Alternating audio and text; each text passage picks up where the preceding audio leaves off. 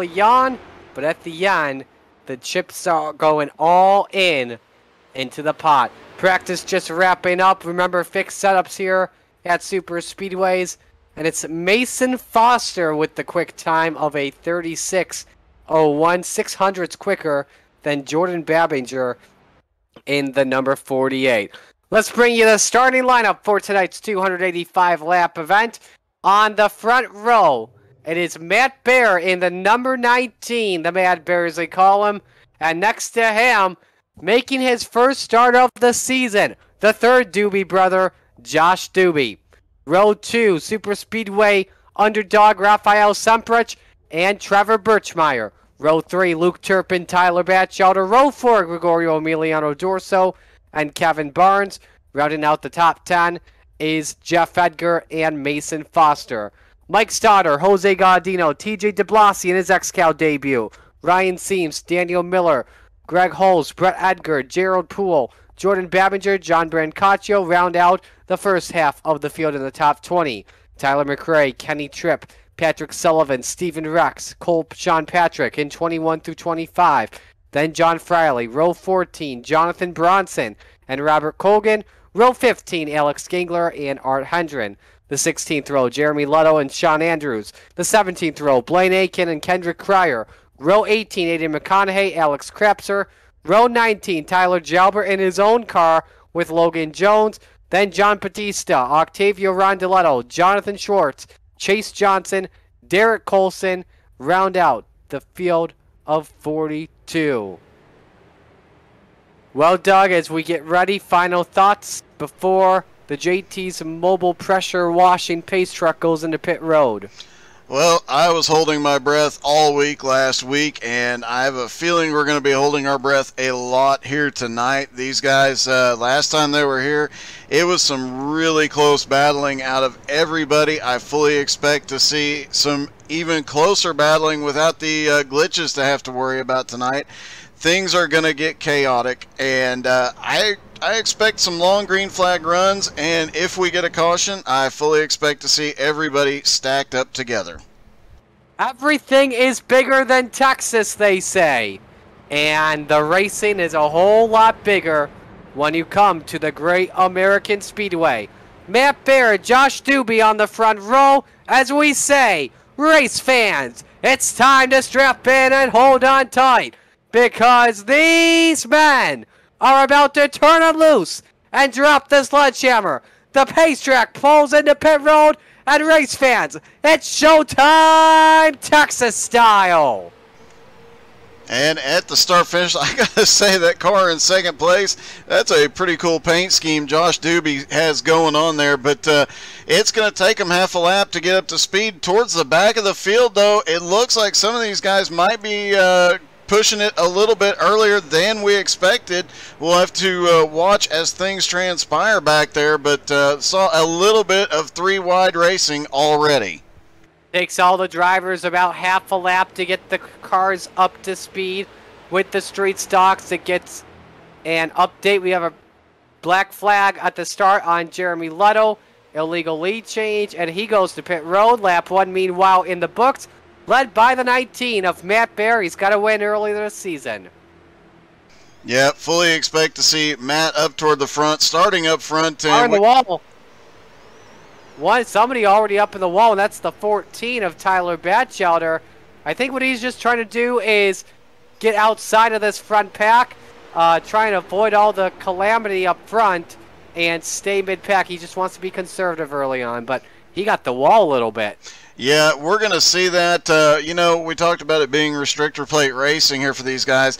They are all packed up together, but a group of them, as we see just about every track like this, these guys will break off. We'll see a group off the back in just a few moments. I am quite sure of that. Those guys are going to be hanging out towards the back, just trying to play it safe until later in the race, and then working their way forward. Everyone using, a lot of drivers right now using this low groove. However, though, when we came to Texas last time out, we saw that second groove come into play early on at the start of the race. No issues, though, from that lead pack when we were here last time. But the middle line worked out? You think everyone just being a little bit more conservative considering what happened in the heats? There was a lot of bad blood that happened there too.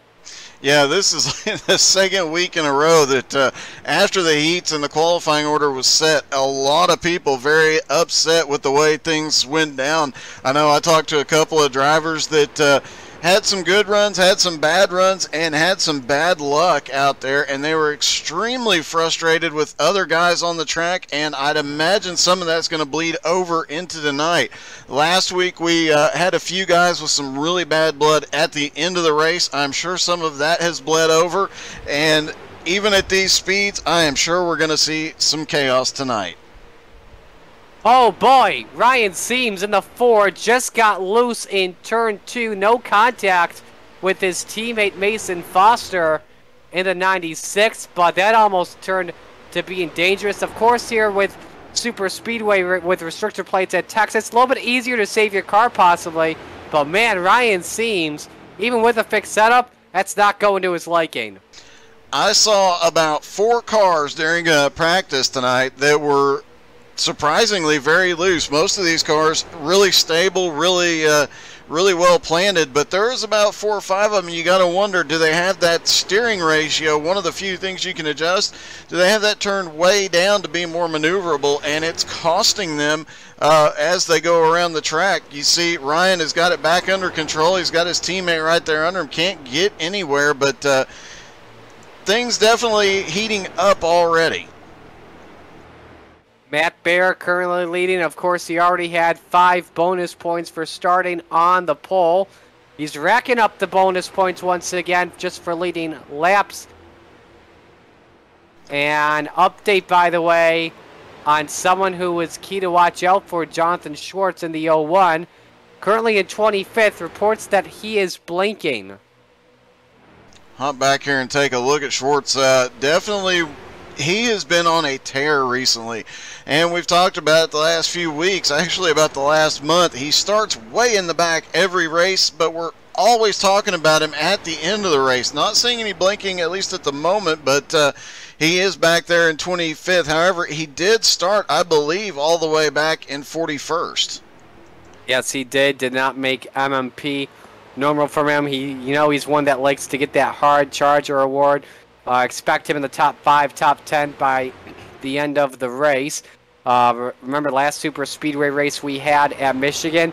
He was a contender for the win. Battling with yours truly as a teammate. Fortunately, tried to work with him, but I had to work with the guy who's currently leading right now in Matt Baer. Update on Semprich, by the way. We saw him in 2nd about a lap or 2 ago, but he has fallen back to 8th. I think he's probably thinking about either staying back or he tried to make a move and nobody would go with him. Last time we saw Semprich, I believe it was here on the road course. I think we have seen him more recently, but yeah, I saw him get up to the high side earlier, and he has drifted back several positions. So we'll have to see if he can make his way back through the field here. But getting up on the high side this early does not go well. Remember, this is the legacy version of Texas, so the track conditions are a bit different. The track, the surface is different, so more abrasive on the tires and requires a little bit of different driving than what these guys are used to running in official races. Change for the lead as well. Matt Baer went to the high side to let his teammate get some 5 bonus points. Luke Turpin goes to the race lead with help from Trevor Birchmeyer. And a little bit of teamwork there might cost Matt Baer. He is going backwards quickly up on that high line. He has dropped all the way back to 6th and just looking for somewhere to slot in. Looks like he will be able to slot in right in front of Mason Foster, or right below Mason Foster, I should say, as he slides in front of the 13 of TJ DeBlassie. Yeah, him and DeBlassie are in the same team chat on Discord tonight, so they have a little bit of an alliance going on. And boy, Ryan Seams, that rear end on his car, it just seems like it wants to go around, no pun intended. Yeah, he's, I don't know what's going on with that car. Obviously, the fixed setup, if it was a badly loose car, we would see everybody sliding around, but we're not. We're just seeing him, maybe a few others, and he's doing a great job of holding it on, but he has to go wide off of turn 2 every single time. It looks like he actually had some momentum up off of turn 2 that time, and he's going to try and move forward here on the high side. Look at Mason Foster in the 96, trying to get something working on the outside. Well, the thing is he has no help. It is possible, but you have to do a lot of side drafting on the outside.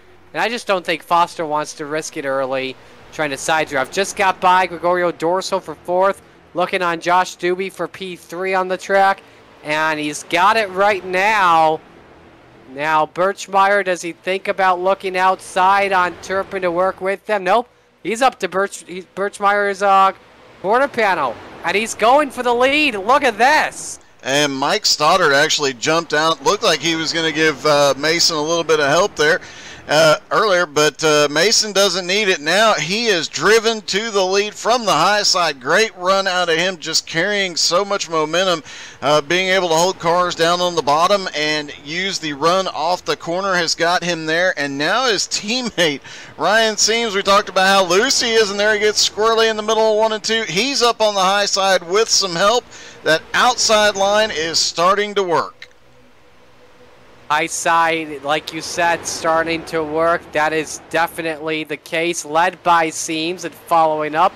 Got Blaine Aiken up there, same with Kendrick Cryer. Someone to watch out for, too, on the super speedways. Jonathan Bronson and John Batista. You got a bunch of other guys working in the back of the pack.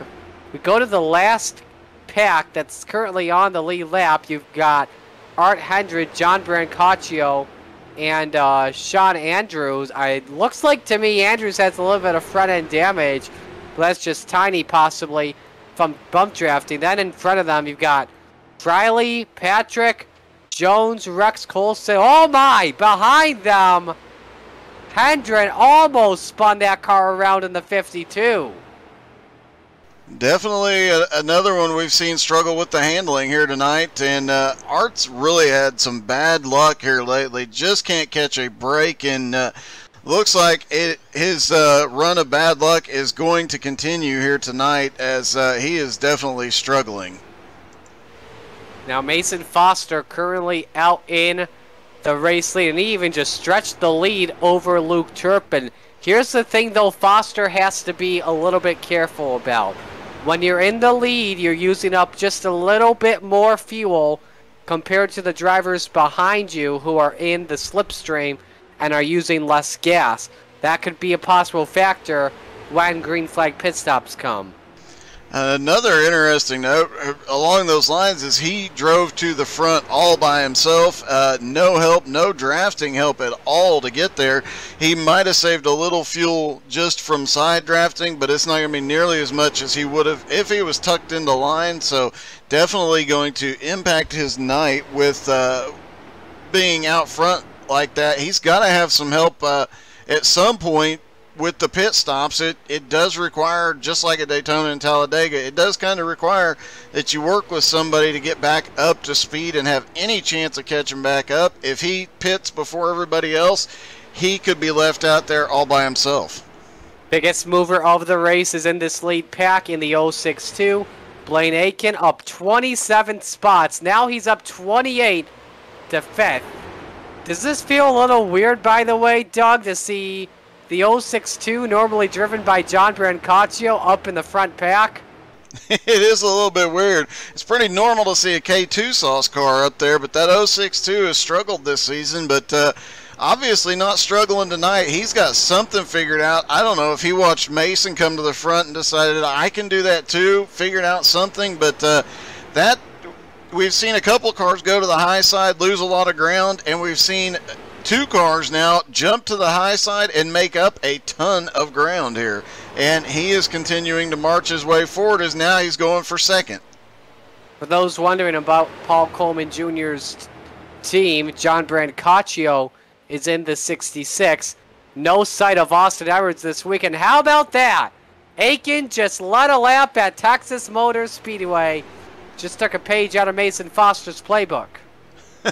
And you got to wonder if they are in the same chat tonight as well. We've seen a couple of cars pull off the same trick. And like I said, several cars got to the high side and went backwards.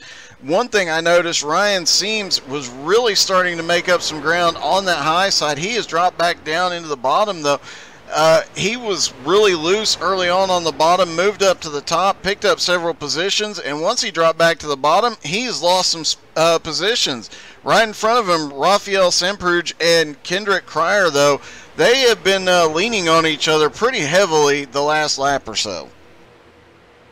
Something that seems to be a little odd right now, when you have a line of drivers that are trying to work that top groove, which is currently being led by Matt Bear, looking on Stoddard for 7th on the track, it seems to, you know, the momentum seems to like just shake up a little bit because of the aero push on the sides of these cars. But when you are by yourself and you're side drafting, you can make an easy run for that race lead.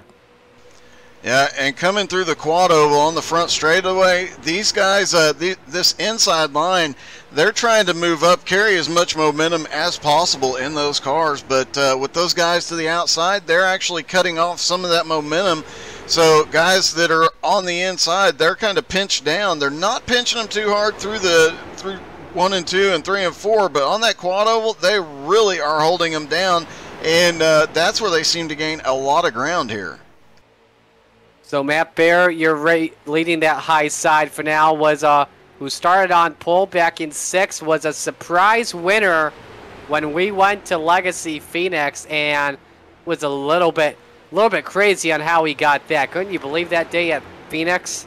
You know, I was thinking back as I was talking to some people about an upcoming XCAL event in November. I was talking to some people about it today, and that race at Phoenix and the races at Michigan and last week at Irwindale, those definitely qualify as some of the craziest we've ever broadcast here, especially the way the finishes came out. And like you said, that race at Phoenix, with 1 to go, it was a totally different leader, and he was several positions back and managed to drive through a lot of chaos to take the win.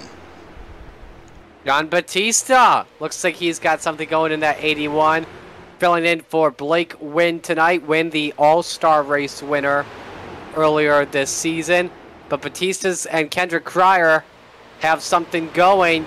Wynn and Cryer are good friends on track, so I'm guessing Batista and Cryer have some ally going tonight, and he is up to 3rd and has taken that away from Luke Turpin temporarily.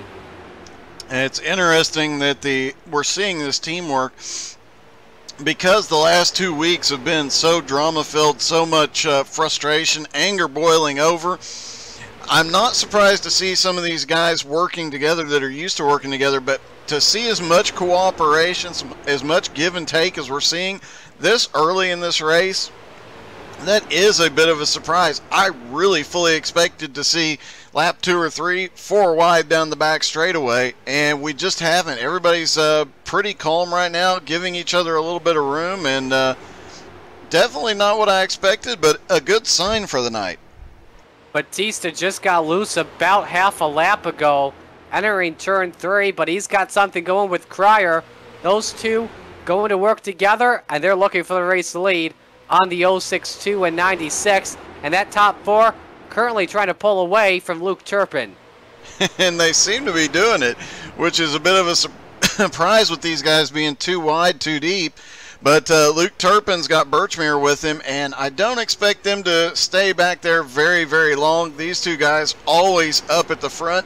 And, of course, you can't talk about restrictor plates and strategy without talking about Luke Turpin's amazing fuel saving and how much further he seems to be able to stretch a tank of gas. Usually it has to do with this setup. We'll have to see if he can pull the same trick off here tonight.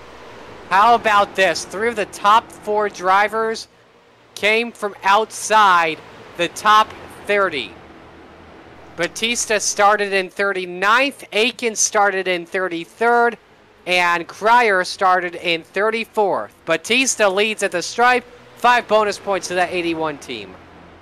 And great job by him. That I believe that's his first green flag laps to ever lead in XCAL. So great job for that team, and definitely putting on a show here tonight. And that is the thing about restrictor plate racing, is he gets a heavy push down the back straightaway from Cryer. We could see a lot of different drivers up at the front before the night is out. We could see a first-time winner here tonight. Possibly. That is a good point. You know, we had that possibility of seeing it at the All-Star race, or we saw it at the All-Star race, which was, like I said, won by Blake Wynn, but All-Star race wins don't count, obviously. Going through the past race results that we have had this season, the race winner at Michigan went to Jordan Babinger, and that was the second win of the season. We went to Charlotte earlier in the year, our season opener. Alex Hallinar picked up his first win of the season in XCAL competition. You know, and for the lead, Batista again over Aiken. You know, we got Luke Turpin in fifth. Let's update you on where his opponent is for the championship. He's at the tail end of this peloton pack, and that is Jordan Babinger, currently in 18th position, started from the 19th spot, and he's just playing it conservatively for right now.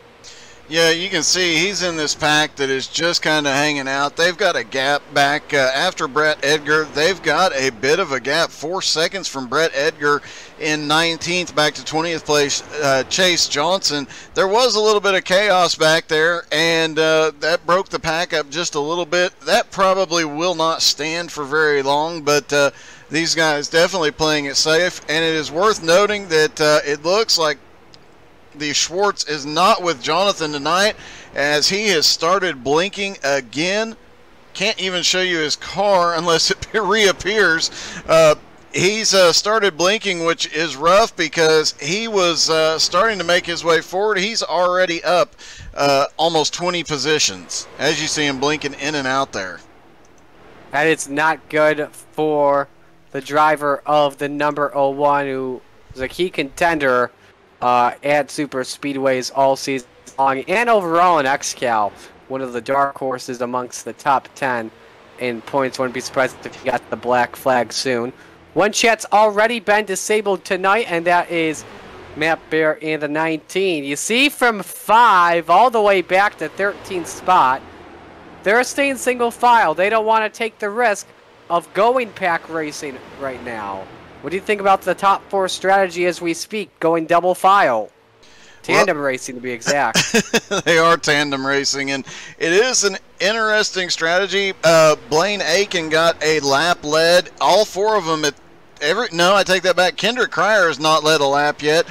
Mason Foster seems to be dropping out and sliding back just a little bit. Not sure what's going on with him, but all of a sudden he is not as fast. Luke Turpin coming in. I'm surprised they stayed that way as long as they did, and I'm thinking that they were all just trying to get those bonus points here tonight for their teams, but they're looking like they might actually start settling down here in a moment. Foster's already led a lap tonight so far, so he's going to fall back, hang out with Turpin in the battle for 4th position, and Turpin is actually closing in on the top 4, and Foster can possibly get a nice tow off of Kendrick Cryer. Is it risky as well with Kendrick Cryer and John Batista working together? That the possibility of bump drafting turning into a wreck? Yeah, it's extremely risky with these 3 being at the front. One wrong bump draft. I mean, Kendrick's been pushing him down and giving him some really good bumps, but let's be honest, one wrong bump, you're off by just a little bit, and the car can go around, and these are the front 3 cars. It could take out a large portion of the pack, and per XCAL rules, they have no fast repair, so they're going to have to sit on pit road if they wreck those cars until they get manually repaired. So it's a bit risky bump drafting this early, but I think Kendrick Cryer is just trying to push somebody out of the way so that he can get his lap led. He's the only one of those front 4 that has not led a lap yet. One driver already into the pits, that is Sean Andrews. I think this is an unscheduled stop for the 23. Leaders are already approaching lap traffic for the first time today. That's Jeremy Leto in the number 17. Remember, he had that penalty at the start of the race for illegally changing lanes, so he had to come down pit road due to that. But knowing Leto, he'll definitely move out of the way for the leaders. Leto's another one that has struggled in recent weeks. You got to give him an A for persistence, though. He never gives up, and it's paid off more than once, his persistence, that he picks up a lot of spots, as other people do tend to give up more easily. But yeah, he has not had a good run of luck the last month or so after early in the season, him being in contention almost every race. Hopefully he'll be able to get back to that winning form before long.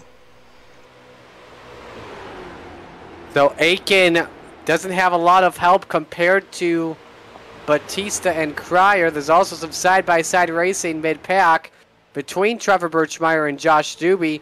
That is for 6th position. Yeah, these guys have, as we got a car coming back up off pit road, Sean Andrews now coming out of the pits, there has been a lot of battling. Now, Doobie qualified up front. He was started in 2nd place, but has gone backward quite a bit since the start of this race. I'm not sure if I don't think that's a strategy move. I think he's just struggling here tonight. His first time in XCAL competition. I'm guessing he's just a little bit surprised by what is going on. XCAL, definitely the premier street stock league on iRacing, and these are some of the best drivers on iRacing that he is competing with. And he might be a little caught off guard by what's going on track and some of the guys he's racing with. As a commentator only, I've got access to Will Petey, and I'm listening in to the communications of Chase Johnson and Jonathan Schwartz. They are leading a line of 20 through 23, and I think they are possibly thinking about pitting shortly. Well, it's not exactly a line there. They're kind of spread out all over the track. They are together, but the 4 of them right there, and they've got Schwartz with them. Several cars falling back off. I'm really surprised to see some of these names that have fallen outside the top 20 and approaching 30, like Kenny Tripp, Patrick Sullivan, Tyler Batchelder's back there, Gerald Thanos Poole. I really expected Gerald to have a really good race because, to be perfectly honest, he is the king of drafting. So I'm a little surprised to see him going backwards, especially with his heat race results, but there it is. And then you've got both Edgars way back there as well, and Jordan Babinger's back in 14th right now. 19 drivers in the lead pack. Blaine Aiken, your leader. We'll take our first break of the night. We'll be right back. Stay with us.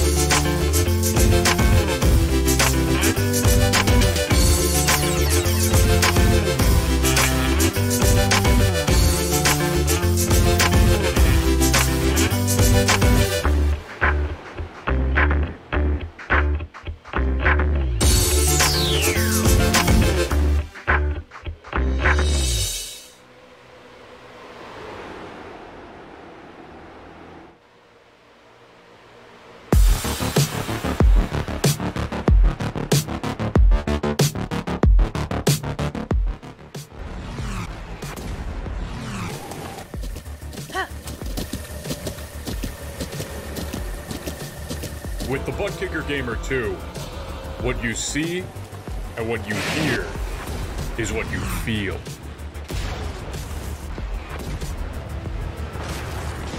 Butt Kicker. The future is feeling.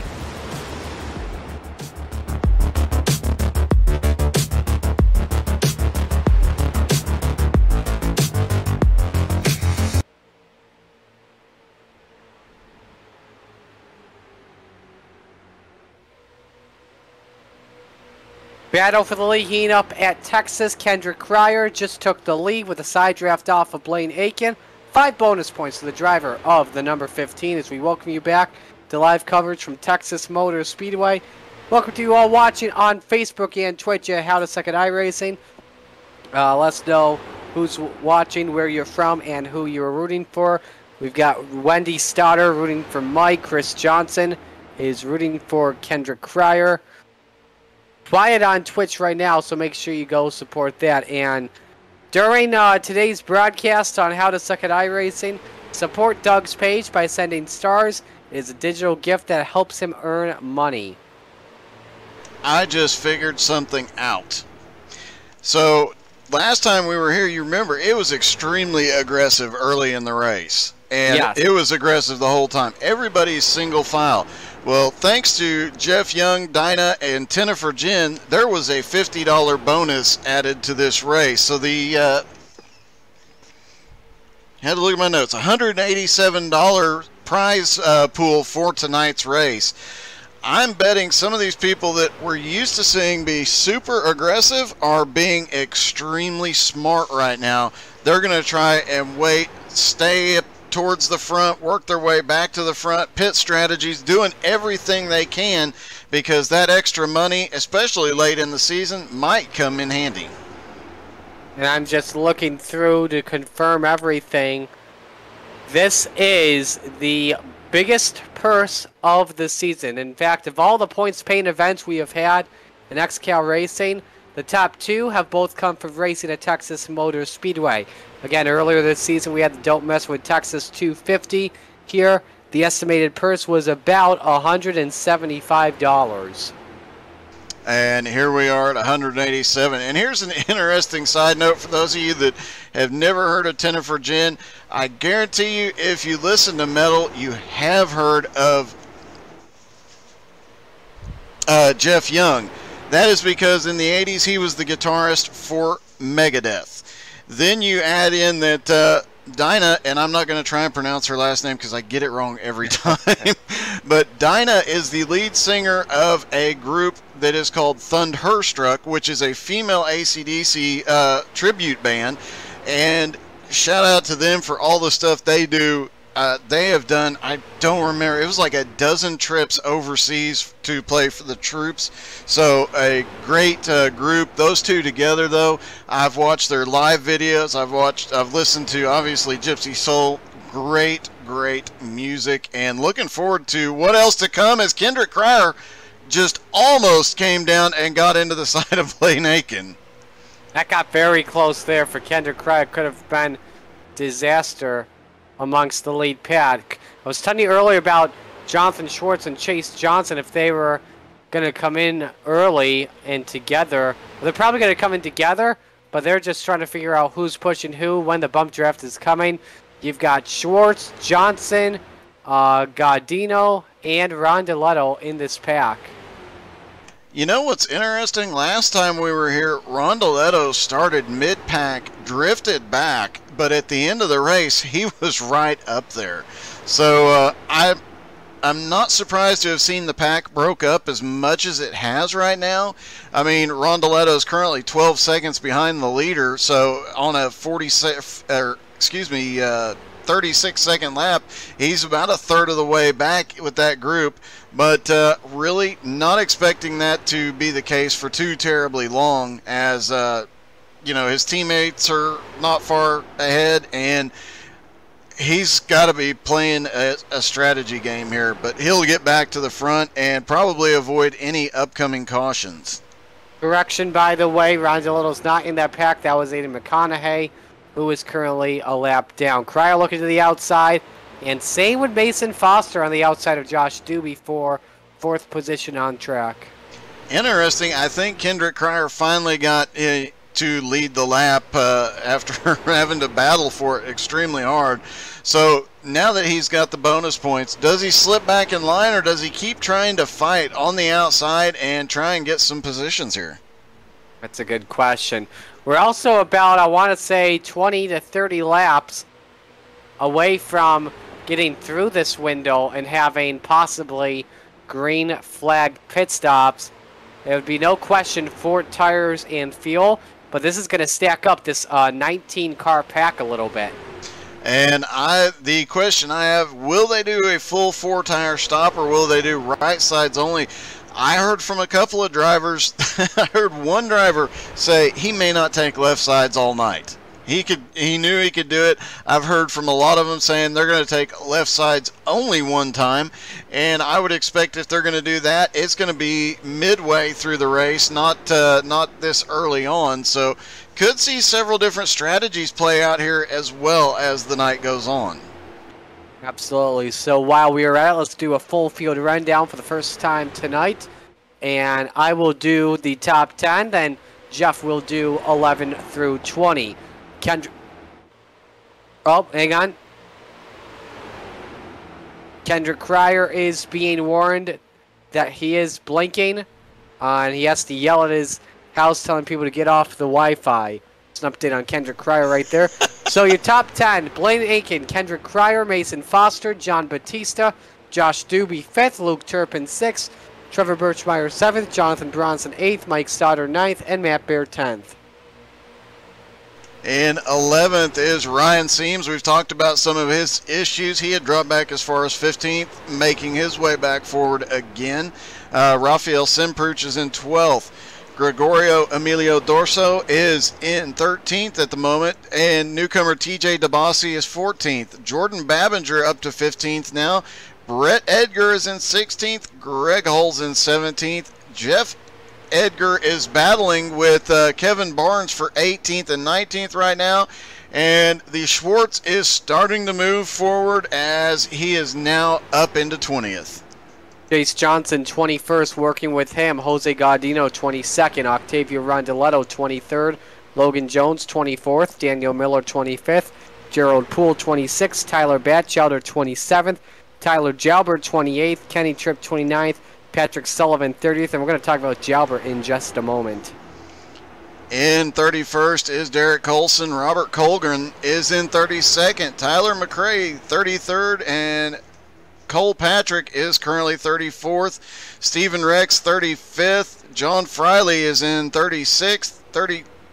37th is Alex Krapser. Kendrick Cryer is 38th, and my scoring just went wonky, so...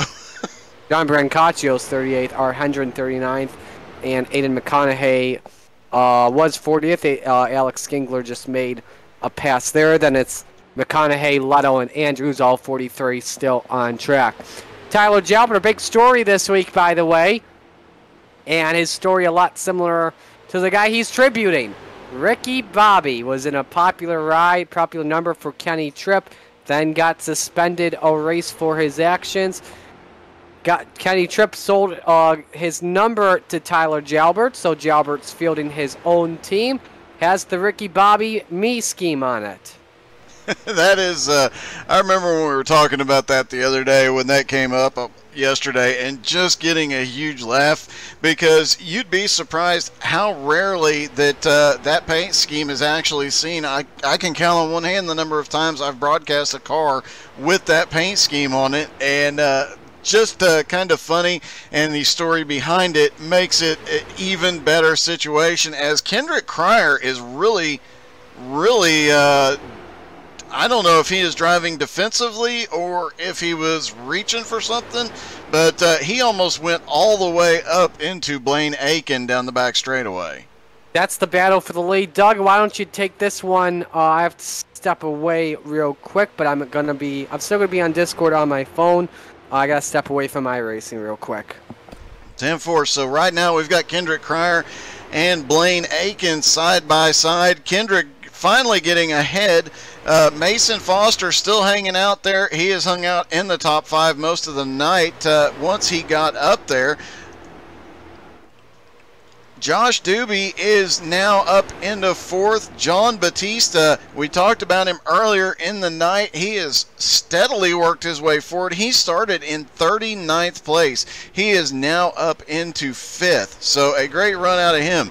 Luke Turpin, he is just lurking back there in 6th place. And we mentioned it, Luke, on any other race, he has the fuel mileage and strategy game down pat. It'll be interesting to see if he does here tonight with this super speedway fixed plate racing. Trevor Birchmere, haven't talked about him much. He started in 4th and drifted back to outside the top 10 briefly, now back up into 7th place.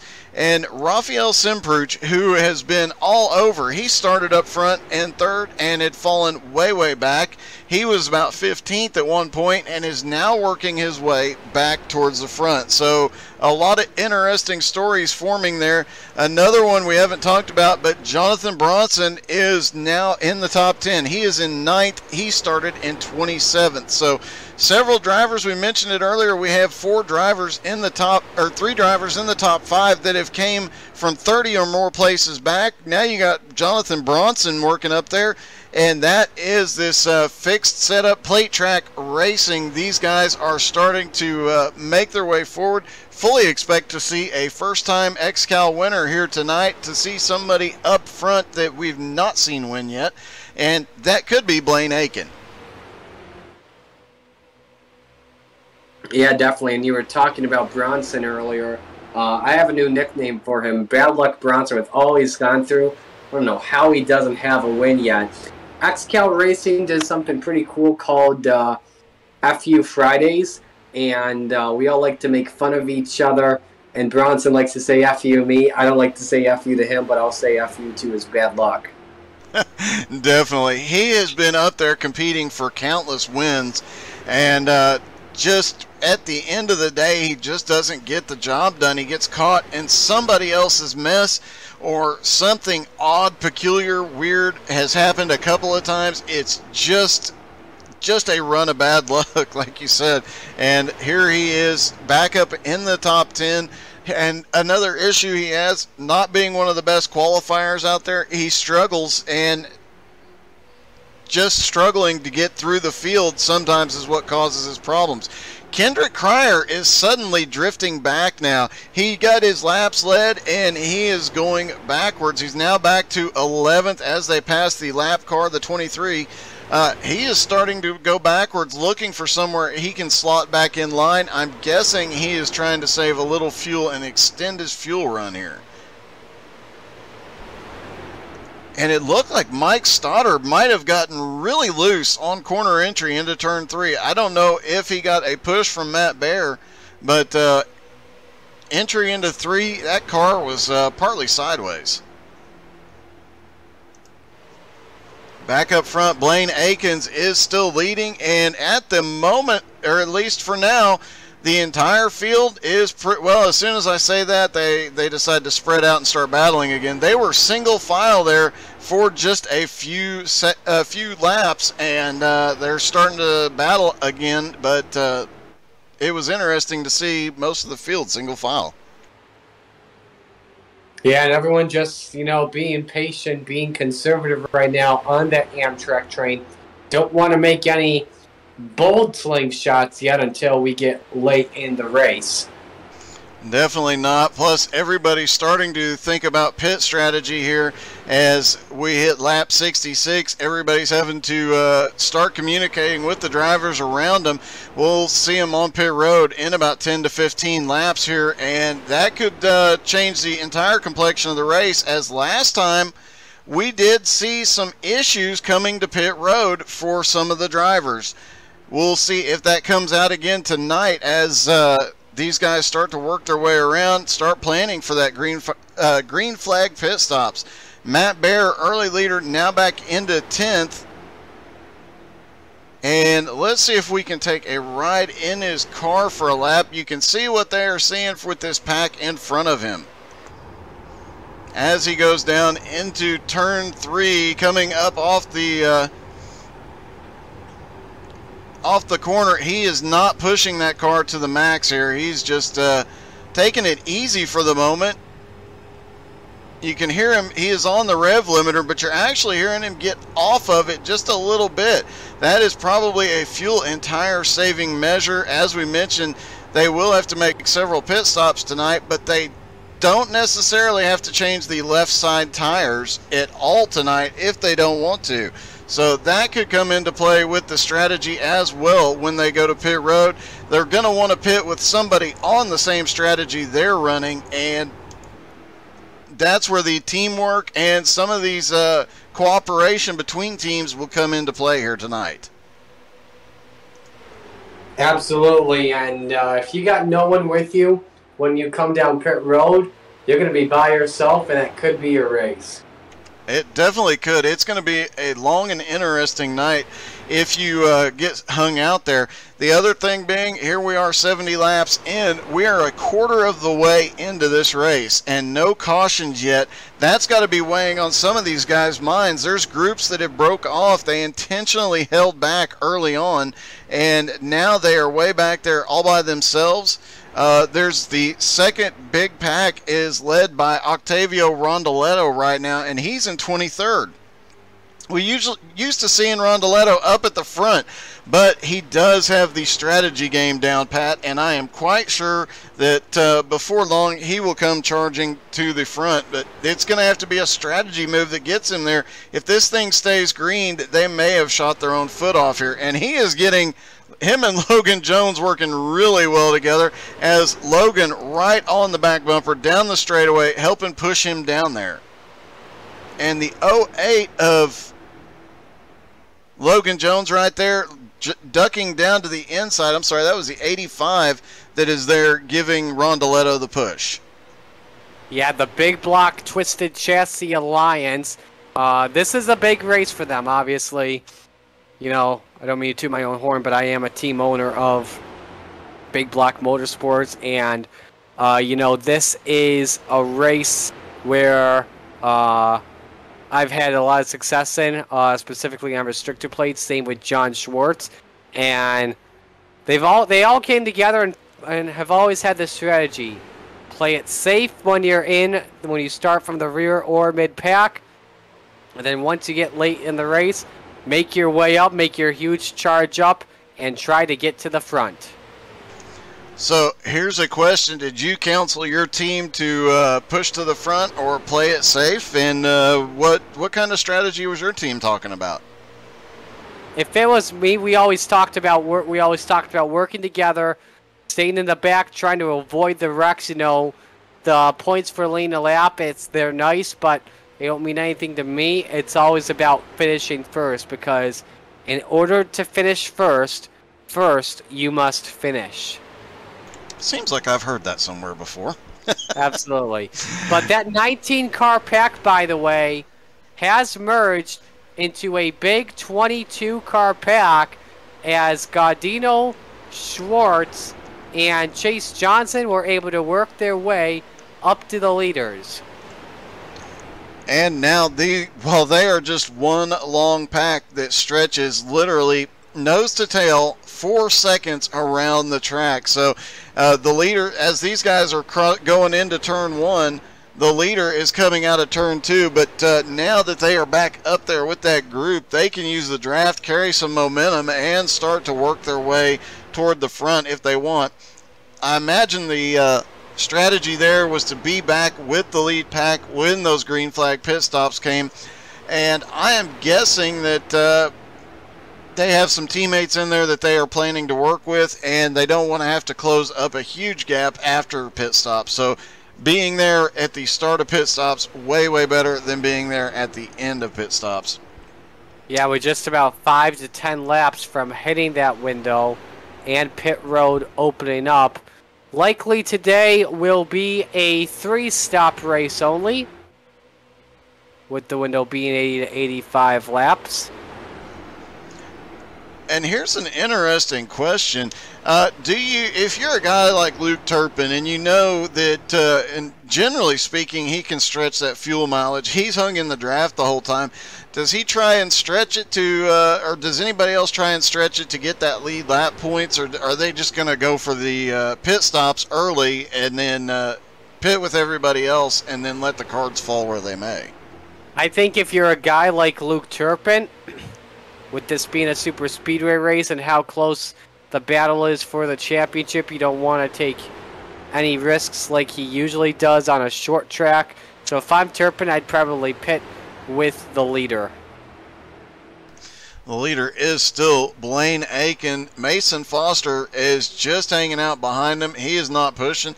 Blaine Aiken has got to be very happy, and I'm sure his team owner is very happy to have that car back up at the front, as we have seen the K2 cars can definitely perform. But being back at the front, having the K2 sauce there, definitely a huge, huge benefit. Yeah, Aiken currently the leader. John Brancaccio running in 38th. I don't believe that... Nope, Paul Coleman Jr. did not enter the third car, which is the number 18. Interesting that he didn't. Look at this, too. Sorry to interrupt you there, but Kendrick Cryer has faded back a little bit, and he's battling with Jonathan Bronson, Chase Johnson, and Mike Stoddard. That's a battle for 8th. Now it could be 7th, as he's trying to get by Birchmeyer on the outside. Cryer had fallen all the way back to, I believe, 13th position, and now back to the top side, starting to make his way forward. Probably not the best time to try and make that move. It's going to be hard for him to get a gap to drop down into when pit stops come. And as we mentioned, pit stop chaos here is a big deal. We saw several cars get into pit road too hot last time and end up spinning, causing incidents on pit road, blocking the entire pit road at one point. That could come into play tonight as well. You see Luke Turpin fading back a couple of spots as well. He possibly thinking about pitting shortly. I think everyone trying... Oh, we're starting to hear signs of pit stops. The 4 of Ryan Seams is saying that he's probably going to pit next lap. The leader's coming in this lap. So here we go with pit stops. They're beginning shortly. And it's going to be interesting to see how they do with pit entry. John Friley, he just entered pit road. He's faded back. He's the first one in. He's got no help. Let's see how this goes for the lead pack. This is definitely going to be an interesting first pit stop, and it'll tell the tale on how the night...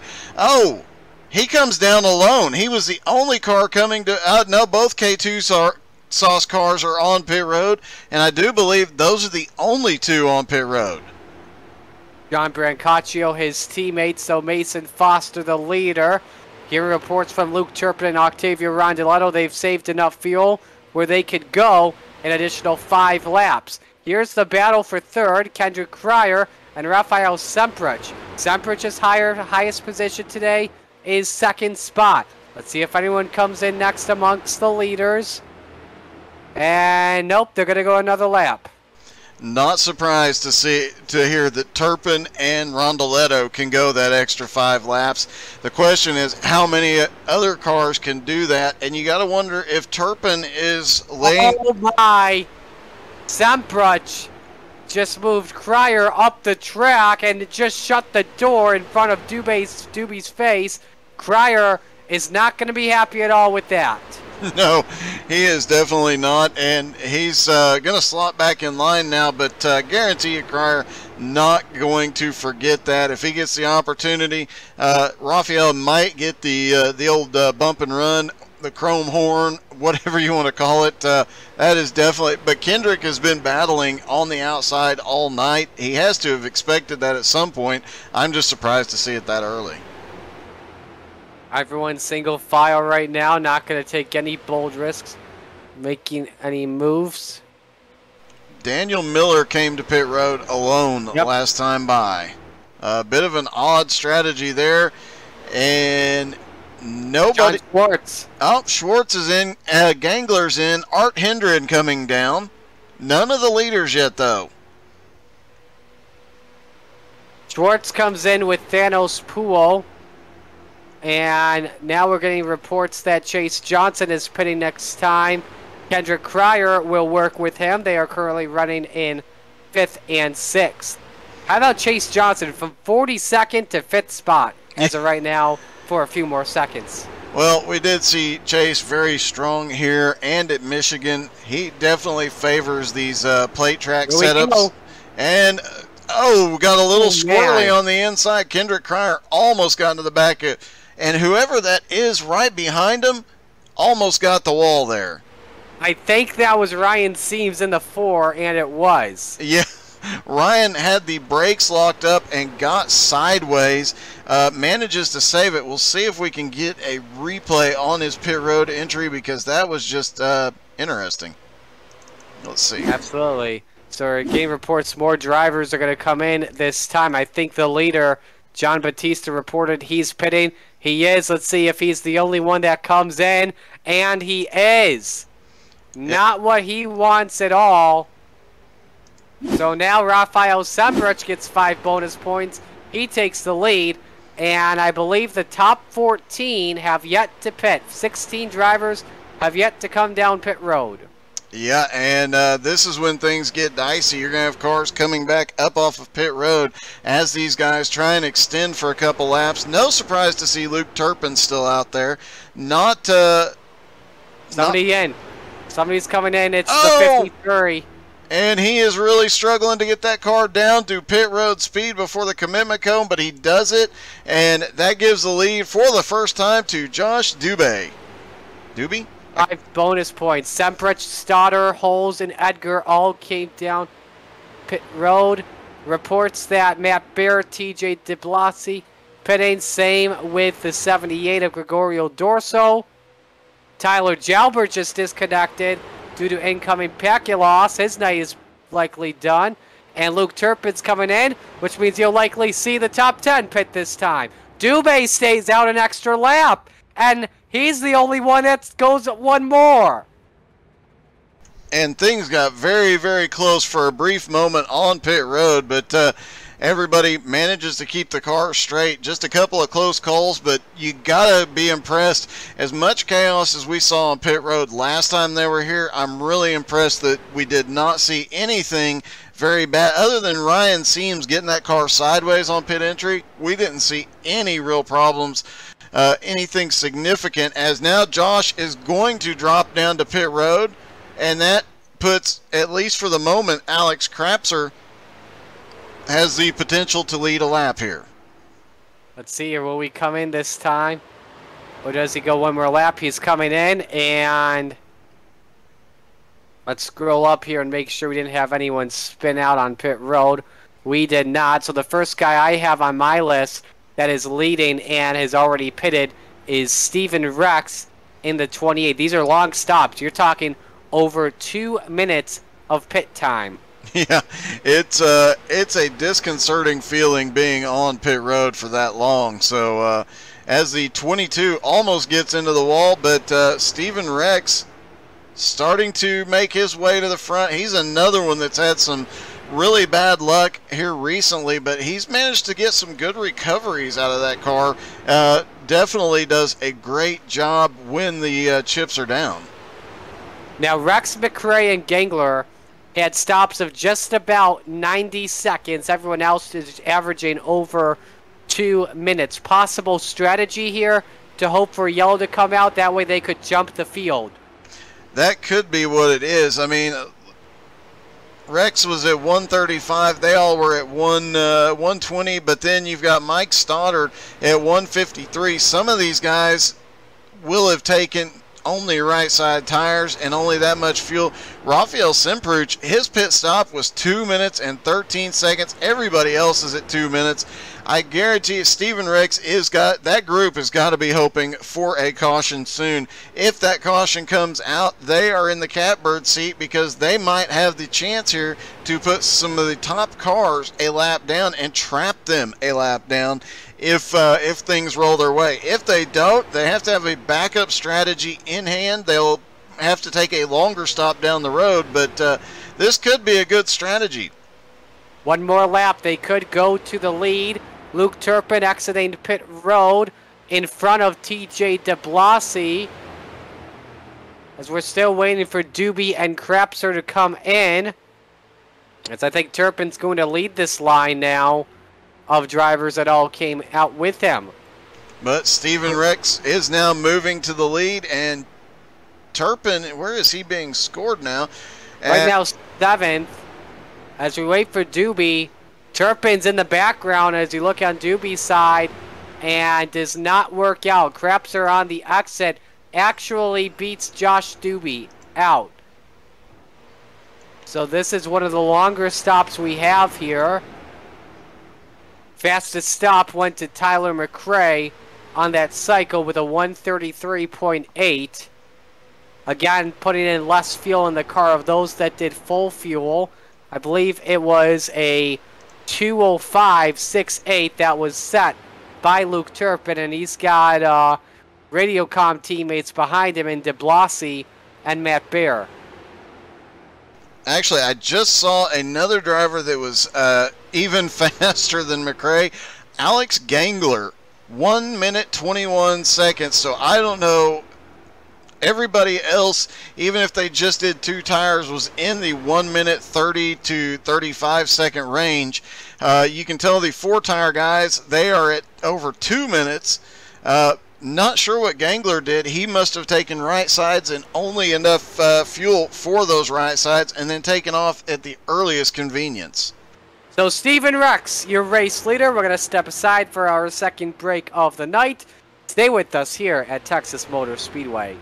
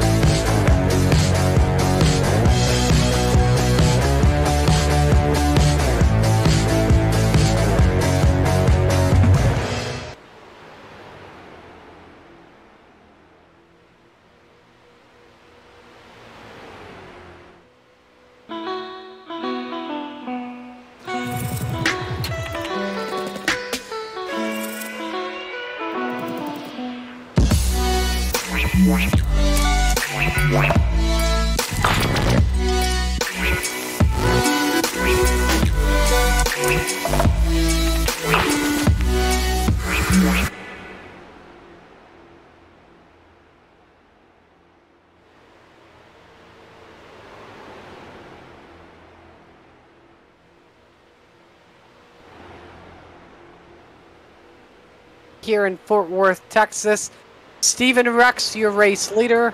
Tyler McRae second. Mike Stoddard third. Alex Gangler fourth. Keep in mind those drivers all, when they pitted, took less fuel. About 90 seconds they did worth of fuel added. Everyone else, at least 2 minutes or around. Luke Turpin, after he came out of pit road, had 3 guys behind him that he was able to work with. 2 of those drivers in the same radio communication. That being TJ DeBlasi, Matt Baer, and Trevor Birchmeyer. Matt Baer again starting on pole earlier tonight. Did lead a handful of laps to begin and gave the lead up to Luke Turpin earlier on. Has been trying to find a way back. So when the top 4 pit of this race stays green when the second set of pit stops comes down, then we will see Luke Turpin possibly inherit the race lead. So this is turned down from about a 22-car lead pack to a couple of a variety of single file line packs.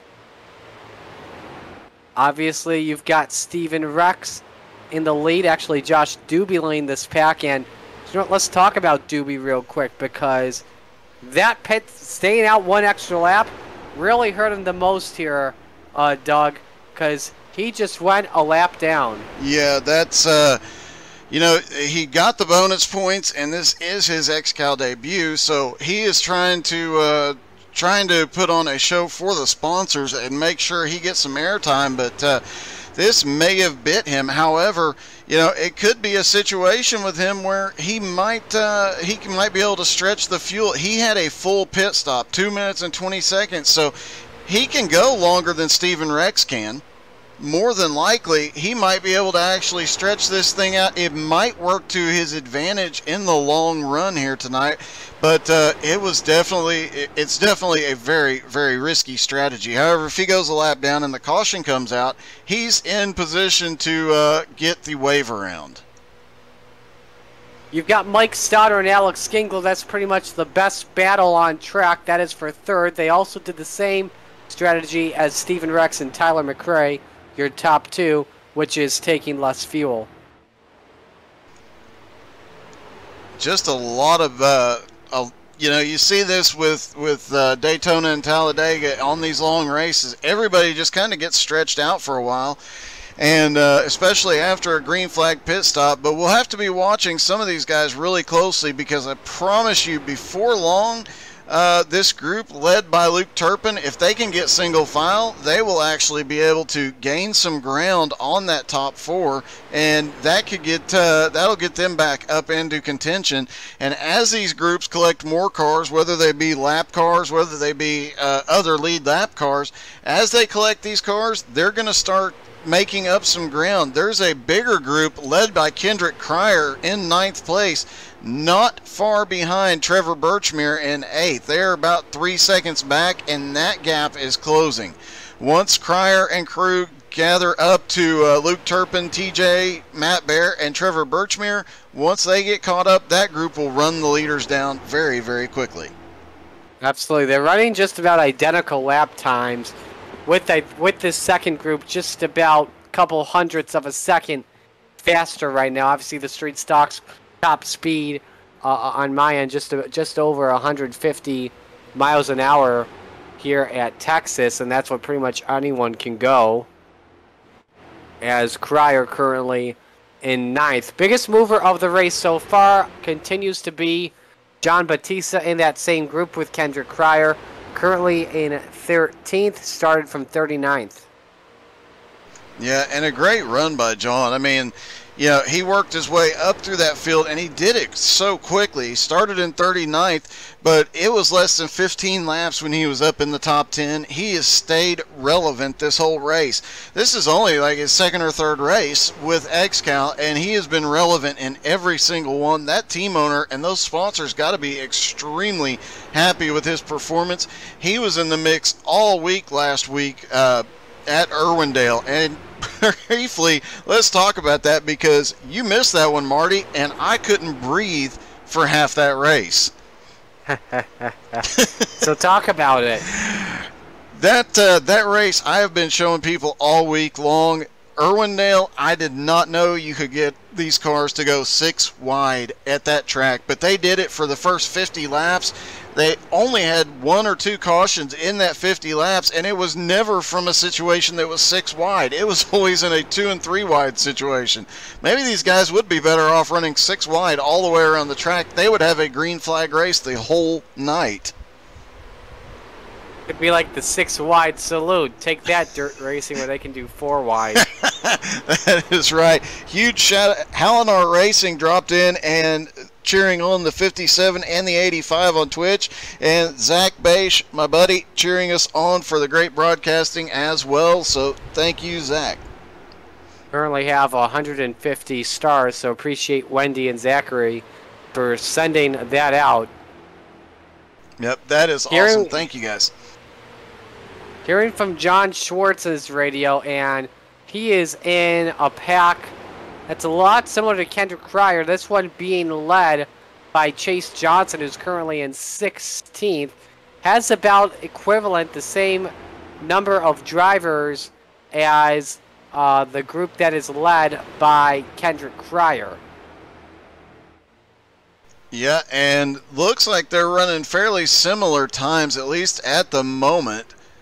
So we'll see if this group can gather it back up. But things could get very interesting with these groups if they don't stay single file.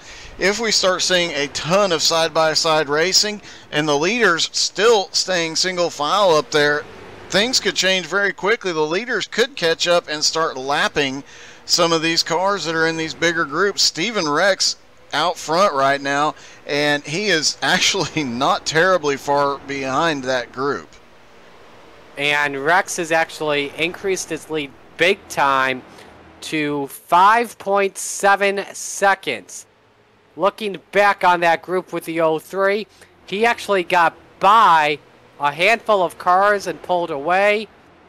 That's got Kenny Tripp, Patrick Sullivan in it that are currently trapped one lap down.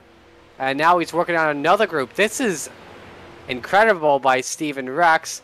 Tyler McRae is, in a group with, I believe that's John Friley, Derek Colson, and I think there is another car. I think that's Sean Patrick in the 22 it is. And, but yeah, 6.6 second lead now for Rex. He is currently running laps that are faster than a second, and he's also in the draft right now of Thanos Poole in the 25. But remember, Steven will have to pit before the driver of the 99 does. Yeah, that lighter fuel... Before guys like Matt Baer. Yeah, and that lighter fuel load is part of the reason for his additional speed, but he has managed to use the draft of some of these lap cars as he catches them and starting to make his way forward a little bit, and he is about to lap Octavio Rondoletto. I don't think we've seen Rondoletto get lapped more than once or twice this season, so this one kind of comes as a bit of a surprise. But again, that lighter fuel load definitely helping him out, using lap cars and anybody he can for a drafting advantage. Yeah, he's doing everything he can here. So thinking about this right now, with this top four, this fuel run would be probably about 60 laps or so, which means they'd have to pit at around lap 40. We're currently on lap 111.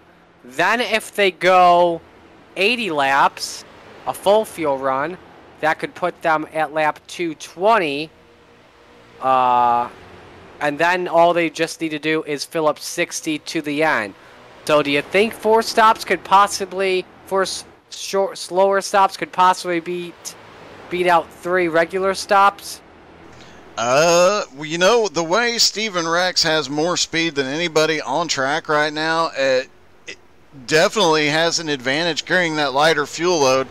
But you've got to keep in mind that he's going to lose even with those faster stops. It takes him a minute 52. His pit stop was a minute 35, but the entire time on pit road was a minute 52 seconds. So he's going to lose that much time. He's going to have to get a huge advantage here to make that work. But if he does, man, that would be the upset of the night to pull off four shorter stops. And like I said earlier, they do not, some of these guys were talking about not changing left sides at all tonight, so that could come into play as well. That tire wear could become a problem for him if he tries it. My goodness, you have to look at Luke Turpin's line, because Kendrick Cryer's line quickly merged into one big line for Luke Turpin, and now Cryer looking on the outside. This is a huge pack. You've got from Cryer all the way back to, I want to say, Gregorio Dorso in 15th. Yes, this is about a 10-car pack we're looking at, maybe 11. Yeah, this is the biggest pack on the track right now, and as they get together, if they keep it single file for a while, these guys can make up a lot of ground. They're currently 10 seconds. Trying to take a look and see. They're a little ways back from the lead group, but they could start making up the ground on, I believe it's Tyler McRae is now up in fourth. Kendrick Cryer and that crew could catch back up quickly, especially with McRae getting into some lap traffic and some other cars, and the 22 made a bold move right in front of Cryer. That had to have made him nervous. Interesting, too. Alex Gingler and Mike Stoddard both worked together to get by McRae, and the gap for Steven Rex, and he's actually working with Octavio Rondoletto now, about 10 seconds over the 82, and now the delta between McRae and Cryer is closing quicker than Usain Bolt. Yes, I had to do an Olympics pun. Under 9 seconds is the gap, and decreasing quickly. Yeah, let's see. As they went off into the turn, it was 8.7. We'll see what it is as they cross the start-finish line. Looks like it stagnated for a brief minute there. They lose a little bit in the turn, but they start picking it up down the straightaway. As soon as we said something, though, Kendrick Cryer's gap just didn't extend anymore, at least for the moment. It could be because Tyler McRae in fourth has now picked up a nice line with Gangler, Stoddard, Colson, Colgan, and Patrick. And this pack is starting to close the gap just a little bit on Steven Rex. Steven Rex currently showing about a 10-second lead here, but that is starting to shrink back down. And Steven Rex does have a little bit of help as he navigates some traffic, but he's been trying to get around Octavio Rondoletto for a while. Looks like he's just settled in with Rondoletto for the moment. And these guys not as fast as those bigger groups behind him. And Rondoletto and Rex, I think Rex is just trying to stay behind Rondoletto right now. They're working on a huge pack that's led by Rafael Semprich, currently running in 16th position. And if they catch that pack, they will start opening that gap back up before too terribly much longer. Things are getting a little bit interesting as these packs are starting to reform. We talked about it as they were on pit road that these guys, they split up a little bit just due to lap time or pit times, but as the run on, those bigger groups start picking up those little groups, and everybody starts coming back together again. So we'll see if these guys can close back down to the leaders, or if once Steven Rex catches that next group, if he checks out, his strategy may pay off big time here tonight. The pack that's led by Semprich is currently a huge mess right now. You got drivers wanting to go low, want to go middle, want to go high. They're trying to go all around the racetrack, where everyone in front of them is just being patient, just being conservative, running the bottom side of the track. Yeah, there's Jonathan Schwartz in there as well, and he was having problems earlier. He is now inside the top 20, and do expect him to not stay back there in 18th for long. He'll start working his way forward, and Ryan Seams is in this group as well. They're on the bottom in the 4-car, and it looks like whatever problems he was having earlier in the race seem to have improved. He's not loose all over the place like he was early in the run, so we'll see if he can make his way back towards the front after starting in 14th and picking up a bunch of positions early. I think with Seams, there was just, probably trying to get a good feel for the track. You know what I'm talking about? Oh, yeah. And whoa. The Schwartz almost get loose. Hang on. This ain't going to end well. Babbinger on the apron. A championship contender, too, in this pack. Oh, my goodness. That got wicked close. That was insane, and I couldn't tell. I think Schwartz is really, really loose right now. He's got a problem. He's got a problem. He's telling Aiden McConaughey to go low, even though Schwartz is saying he's telling McConaughey to go low, and McConaughey's not responding. I think McConaughey wants to work with them, but Schwartz has an issue right now with the 01. Top 10 contender in points, too. Yeah, he's up there in the top 5, if I'm not mistaken, in points, so this could be a heartbreak kind of night, and he is It looks like he is having to run up by the wall. That car is wicked loose. Now this makes you think. Number one, these drivers need to get back down to the bottom as soon as possible. Number two, what do you do here if you're Jordan Babinger? By the way, 21st position right now and has not made his way to the front yet. That comes as a huge surprise. Babinger that far back on the track right now. We'll have to see if he can make his way to the front before this is all said and done, but definitely not the performance we're used to seeing out of the 48 car. Even got one driver going to the apron, Patrick Sullivan. Is this an early stop for the driver of the 16, perhaps? I think it is. He last pitted. He went the full cycle on lap 1, on lap 83, and Sullivan's coming in. It's interesting. That is a bit of a surprise. Look, let's see here. His last stop was a full 2 minutes, so he got 4 tires and fuels last time by. And now having to pit again this soon seems a bit early. I think what he's trying to do here is this, just came to my mind. Lap 120, he could go 80 the rest of the way, and he's trying to do this on 4 stops. Or you know what? No. Actually, 3 stops and trying to short pit. That could be. That'll give him 4 fresh tires, or possibly 2, depending on what his strategy is. But things could get very interesting for him. We were talking about how Steven Rex is doing these could be doing these shorter pit stops and trying to make something happen there. We'll have to wait and see. But several different strategies starting to play out here, and it is weird to see that he went to pit road all by himself, has no help. Steven Rex has to be very careful right now because he's in the same pack that just got crazy loose and almost took each other out. And knowing that the car right in front of him in the 4 car has been extremely loose this whole race, he's got to have known about that, and probably a little bit worried. And that 4 car has especially been loose on the bottom, so it's got to be a little worrisome. It seems like he's gotten a grip on the car, but we'll see how long that lasts. Let's look at the gap between 4th and 5th. That's Tyler McRae. Now it's Blaine Aiken who was leading this 10-car pack just about. Now down to 5.6 seconds. So it's definitely, at the same time, helped and hurt Tyler McRae and Blaine Aiken. And Steven Rex just got on the radio and said, "Chase, what are you doing?" And someone behind Rex just got loose.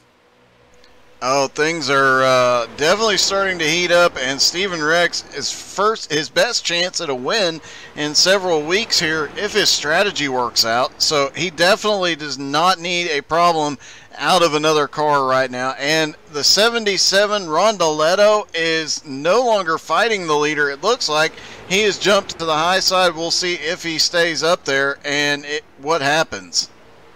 This is interesting. PDJ Zeller in race control, our VP, who does all the race directing, just sent out a message to all the drivers saying, "Patience, you are not even halfway yet."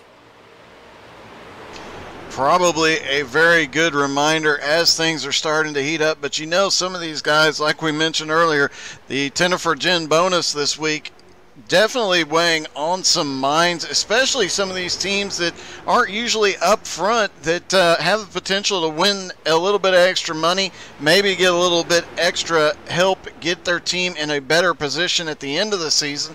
Some of these owners have got to be thinking, okay, this season's been rough. How can I make it better for next season, and start planning it? Oh man, this is getting nasty right now for Steven Rex with the way the pack racing is going. Some drivers like Jordan Babinger thinking about going 3 wide. At the same time, Steven Rex is 10 laps away from pitting so soon. You don't really have to worry about, because the top 4 is going to pit soon. So you don't, So you don't really have to worry about going a lap down. But Tyler Batchelder in the 14 just got wicked loose in turn 2. Nice save from him.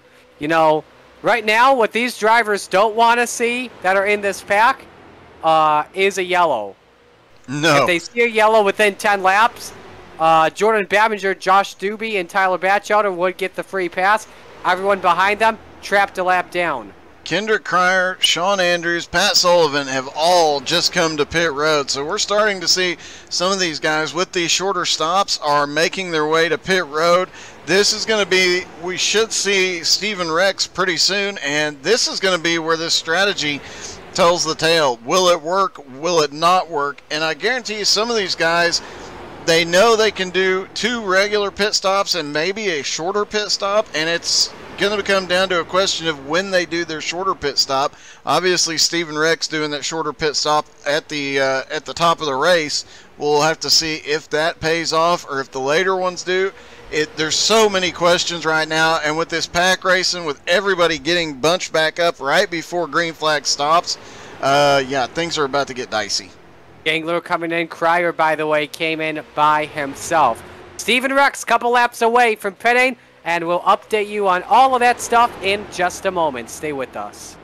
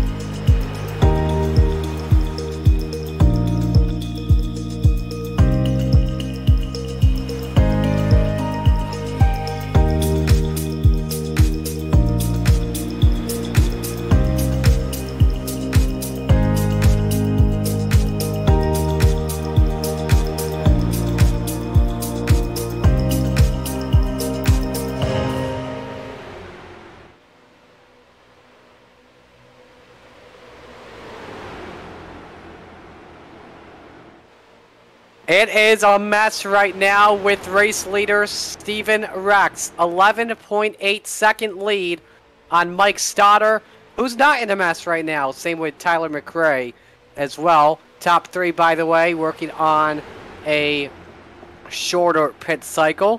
Blaine Aiken in 4th spot, down 3 seconds to Tyler McRae in 3rd position. When we came away, we were getting a little bit nervous about Steven Rex being in this pack.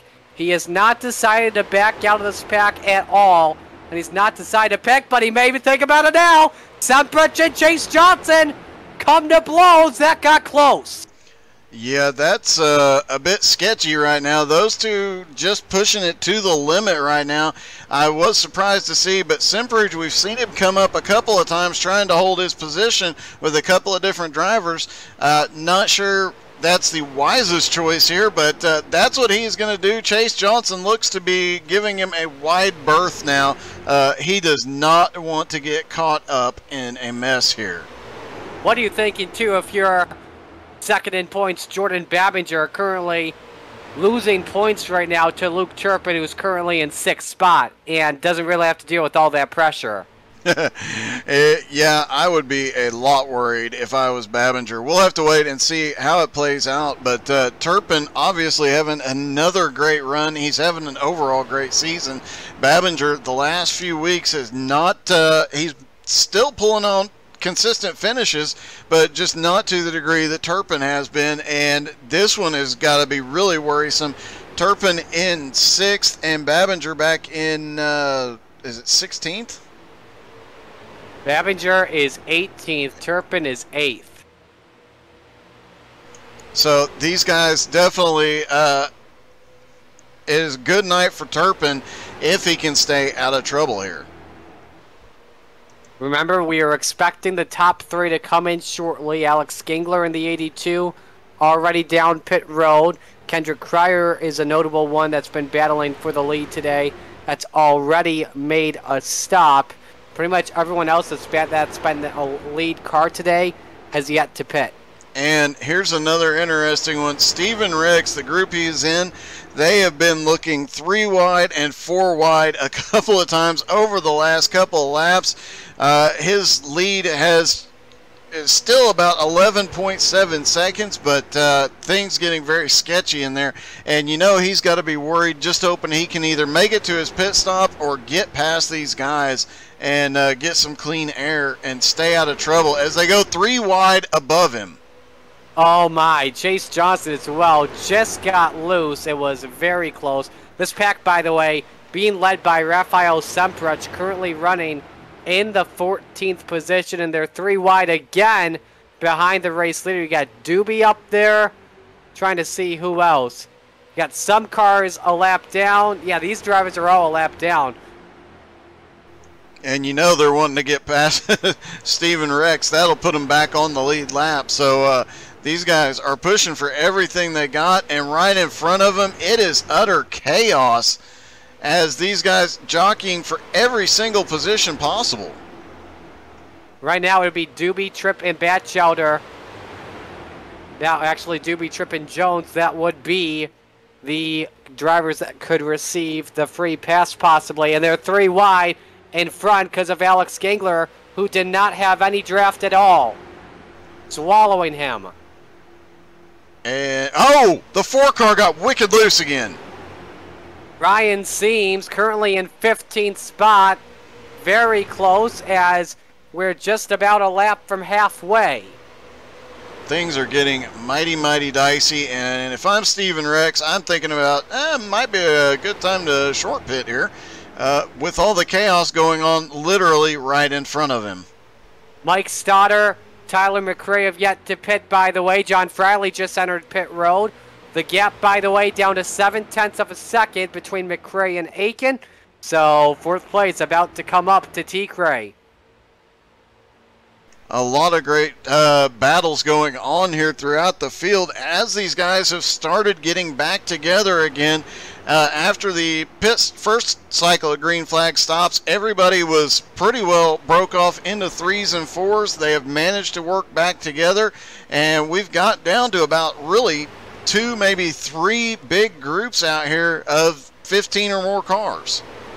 So while we are at it, Doug, let's talk about what is coming up on the How to Suck at iRacing broadcast schedule. Well, looking at it, tomorrow night the Outlaws go back with their Cup Series and their limited late model series on some dirt. Friday night we have Tyler Daniels Racing versus the Nowski Nation once again. And Sunday night the Fast and Fun Variety Series returns as well. And in addition to that, Saturday morning, you can tune in to watch the stream of me running in the MS race, the 4 hours for MS at Charlotte Motor Speedway.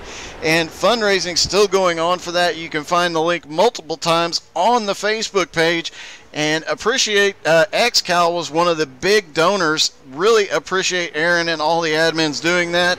As many know, I have MS, so this race extremely important to me. The fundraising being the most important part of it, all of it going to the MS Society. Tyler McRae got past. He's back in 5th. And McRae is going to pit. So now that just gets you thinking, when will Stoddard and Rex pit as Mason Foster, Blaine Aiken battling for position. McRae loose in turn 4. Remember, very slippery end coming on in. And he can't blow it. Pit road speed 45 there. Makes it without any issues. Now he's just trying to hope that this race goes caution-free to the end. And Steven Rex still out there. One of the shortest pit stops we saw the first time around.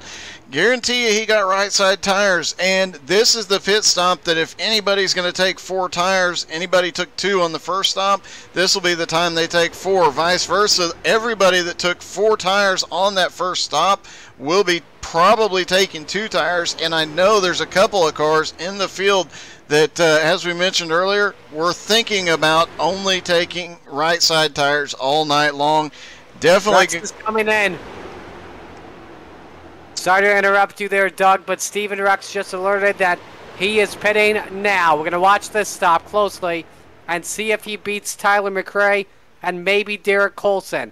Now, when does Mike Stoddard come in the 53? And it'll be interesting to see if he takes 4 tires on this stop. We know he's going to take as much fuel as they can pack in there. Waiting to see the right sides go up. There they go. We'll have to keep a close eye on it to see if he does get them. But as you mentioned, Mike Stoddard is still out there. His first pit stop was long enough to have taken 4 tires, and it does look like Steven Rex is taking 4 tires and a full tank. Watching McRae closely, Rex is currently on a 30-second pit stop time. McRae just hit 130. Watch that closely. If he waits to come out, we're expecting him to possibly go a full fuel tank this time. That would be about just over 2 minutes, and that seems to be the case. Brancaccio's coming out, not on the same strategy as Tyler McRae. We continue to watch Mike Stoddard closely. And a lot of other cars watching as they come off of turn 4. Expected to see a few cars dive off there. Nobody did, so we'll have to wait and see. Oh! Close call, by the way, with Patrick Sullivan, who is on a similar strategy as Robert Colgan and Sullivan nearly spun each other out. McRae coming on out. 2:05 is the stop time. Colson also coming out, waiting for Steven Rex to come out. He's at 1:30. Daniel Miller is now pitting in this time. Mike Stoddard still out there turning laps. We saw a couple of guys try this strategy, going longer than anybody else earlier in the race during the first round of pit stops. That puts some of these guys that can go, you know, the guys that extended 1 or 2 laps on the first stop, they can go an additional 1 or 2 this time. That gives them 4 or 5 extra laps over everybody else. We'll have to wait and see if that comes into play. Talking a couple of extra laps every stop, that could really come in handy towards the end of the race. Now, let's remember this, too. We saw McRae and Steven Rex and Alex Gangler. They did stops around 130, 140 or so. Mike Stoddard went 153, so he could go longer possibly and short pit early if he can get the help needed to pit. Gap now 2.83 seconds over Blaine Aiken. Rex, by the way, exited pit road a couple of laps ago. His stop time 2:06, and he does beat McRae out. They're currently 36th and 37th, respectively. And interesting strategies going on here. We knew Steven Rex would probably have a longer pit stop this time, and it definitely came true. We'll have to see if long-term that helps him. Now the question is, Stoddard and Aiken up there at the front, just a couple of seconds apart, still going. They had the longer stops on the first run. How much further can they go at this point? That is a good question, in the words of Aaron Rodgers, that I don't have the answer to. Miller, by the way, out of the pits. Sean Andrews currently in with a long stop. He has a lot of required damage that he has to repair. So, excuse me. Aiken currently second, leading this long CSX train. And this is just about an 8-car lead lap line, plus 3 other cars that are currently a lap down. You see Kendrick Cryer, who was in this pack before, in the back. Remember, he's already pitted, currently in 34th spot. Doing some quick math, the guys that stopped and got the full fuel load last time, got the full 4 tires, they should be able to go another 5 laps. I would expect a couple of guys like Luke Turpin to be able to go 4 to 5 laps beyond that. Those are the guys that extended that first run before their first stop. So we've got several guys. Sorry to interrupt you there. Stoddard comes on in. We'll watch it closely. So now hand the lead off to Blaine Aiken and company that are on currently the original strategy, the basic strategy. It's very interesting that Blaine's pit stop was 2:15 and Mason's was 2:16. Everybody else that took that strategy, they were all at 2:04, 2:05 in that range. So these two guys really had longer pit stops than anybody else. Can that 10 seconds of extra fuel make a difference if it was even extra fuel? Definitely. It really could be a factor as well. So Aiken leading Foster. Aiken pitted on lap 80, so we expect him 4 laps from now. Foster pitted on lap 84, so we expect him in about under 10 laps, about 8 laps from now. And then everyone behind them pitted on lap 87, so they've got a lot of time. So we expect of the leaders here, Aiken to pit first as they're starting to work on some traffic. That's Robert Colgan, Patrick Sullivan, and Thanos Poole. Interesting that this lead group, Blaine Aiken went the shortest on that first run at 80 laps. Everybody else, starting with Mason Foster, was 84 to 87 laps. So that Blaine... Oh, my. Oh! Aiken going 3 wide up the middle as Thanos was letting the top 2 go by, who have actually put a nice gap on Luke Turpin in 3rd. Yeah, starting to build another gap. Gerald Thanos Poole up on the high side, letting the leaders go by. Really a bit of a shock given his heat races and given how he works in the draft that he is that far back. But hopefully he can recover here tonight, pick up some more spots in that Tennefer Gen car. Did you see Mason Foster there get squirrely in turn 2? Mason Foster has been planted most of the night, but that is the second time we've seen that car get a little bit loose. That does make everything interesting as Stoddard is rolling off pit road now. Mike Stoddard's pit time, 2:04.97, and we'll see where he merges up. Is it going to be in front or behind Tyler McRae? That's Sean Patrick in the background. And comes out just in front. He does come out in front of the 99 in 35th spot. So could this race right now, strategy-wise, be favoring dropping bombs, or maybe even the driver of the 15 and Kendrick Cryer, because he's currently ahead of Steven Rex as Hendren's in the pits? There are so many different strategies right now. Yeah. That it's going to be hard to say until we get down to about 20 laps to go, and then the questions are going to be answered. Whose strategy was the best? This is definitely not the race we expected, and Hendren looks like he might have had a problem on pit road. See here right now, just our current regular stop for Art. Running in 32nd spot. Leaders go by him once again. Again, we should be expecting the 062 of Blaine Aiken any moment now.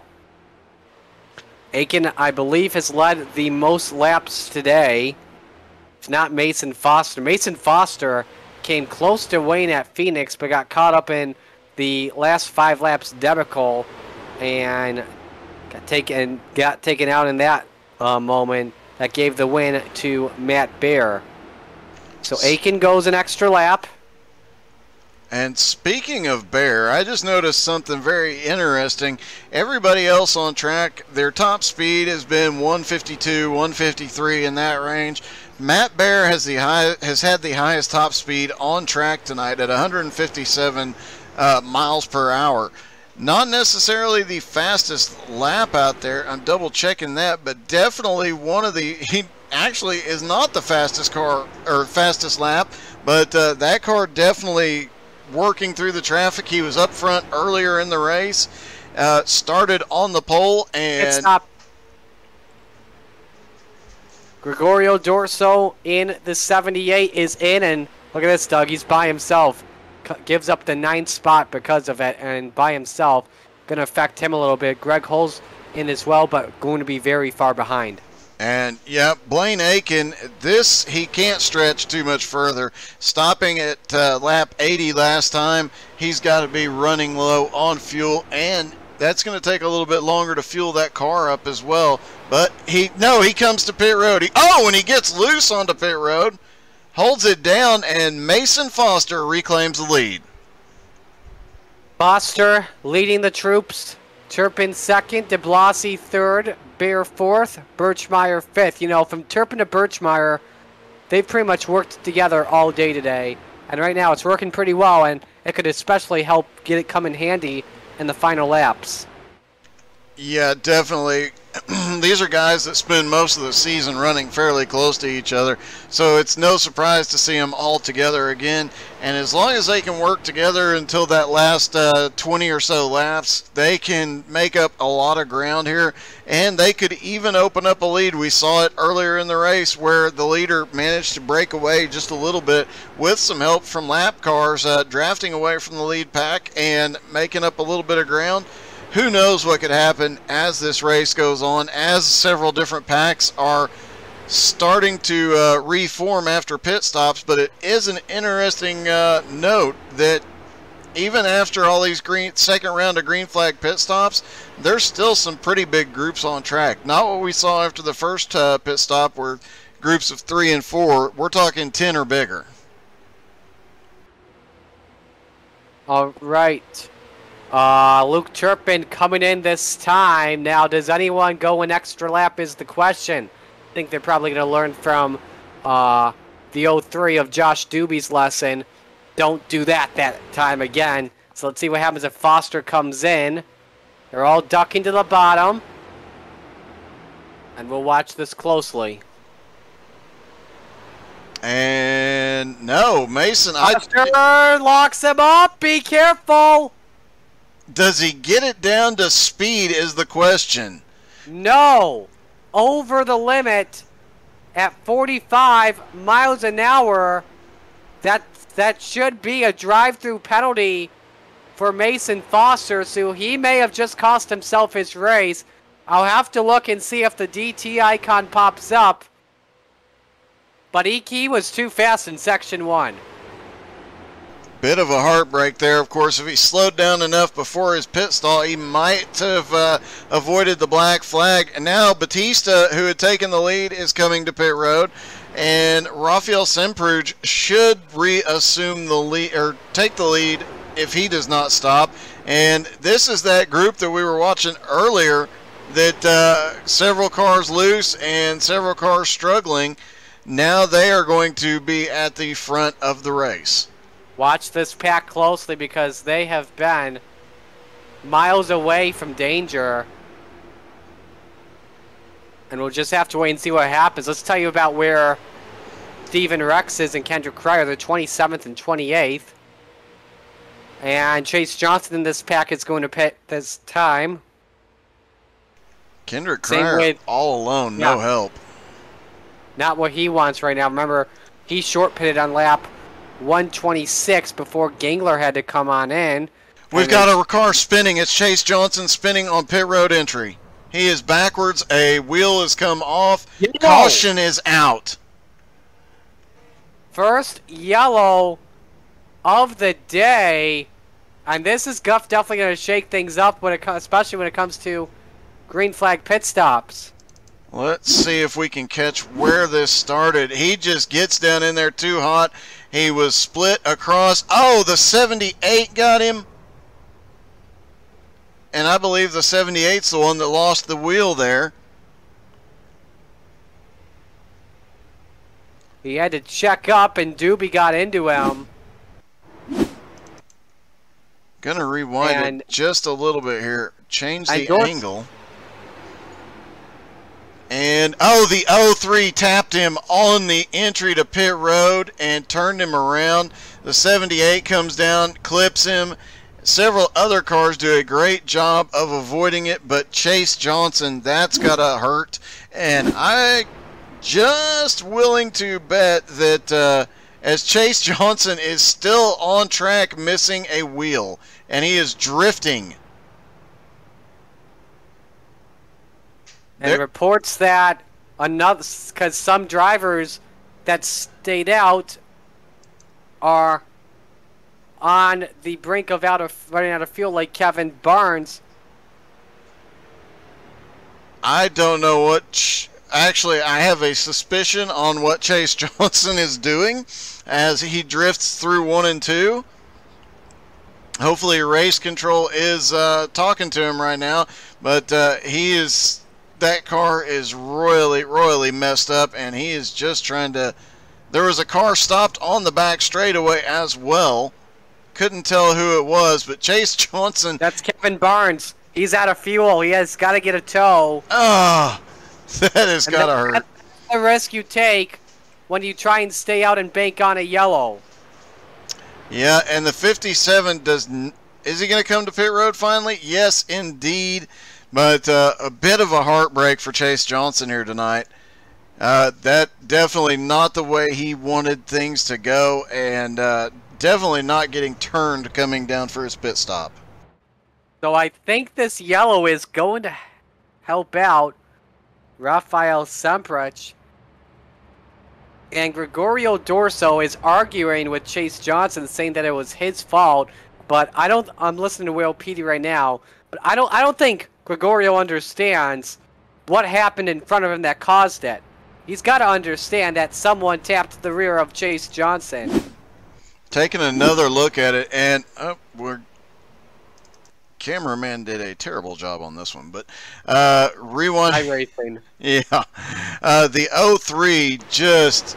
I am sure that Chase was communicating. He had to avoid the car in front of him. I think he might have actually tapped the car that was right in front of him, and that sent this whole thing in. The 03 tapping Chase Johnson sent this whole thing into motion. So they're going to black flag. About to hear.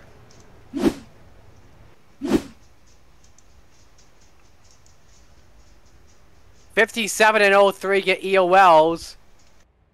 A racing deal, they'll go EOL. I'm curious as... John Brancaccio gets a black flag for turning the 999 turn the 999 around because the 999 of Kevin Barnes was out of gas and Brancaccio turned him.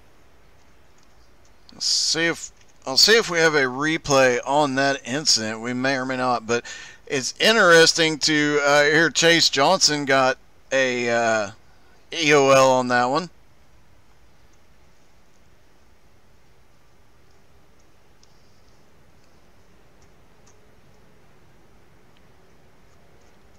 Take a look at what happened with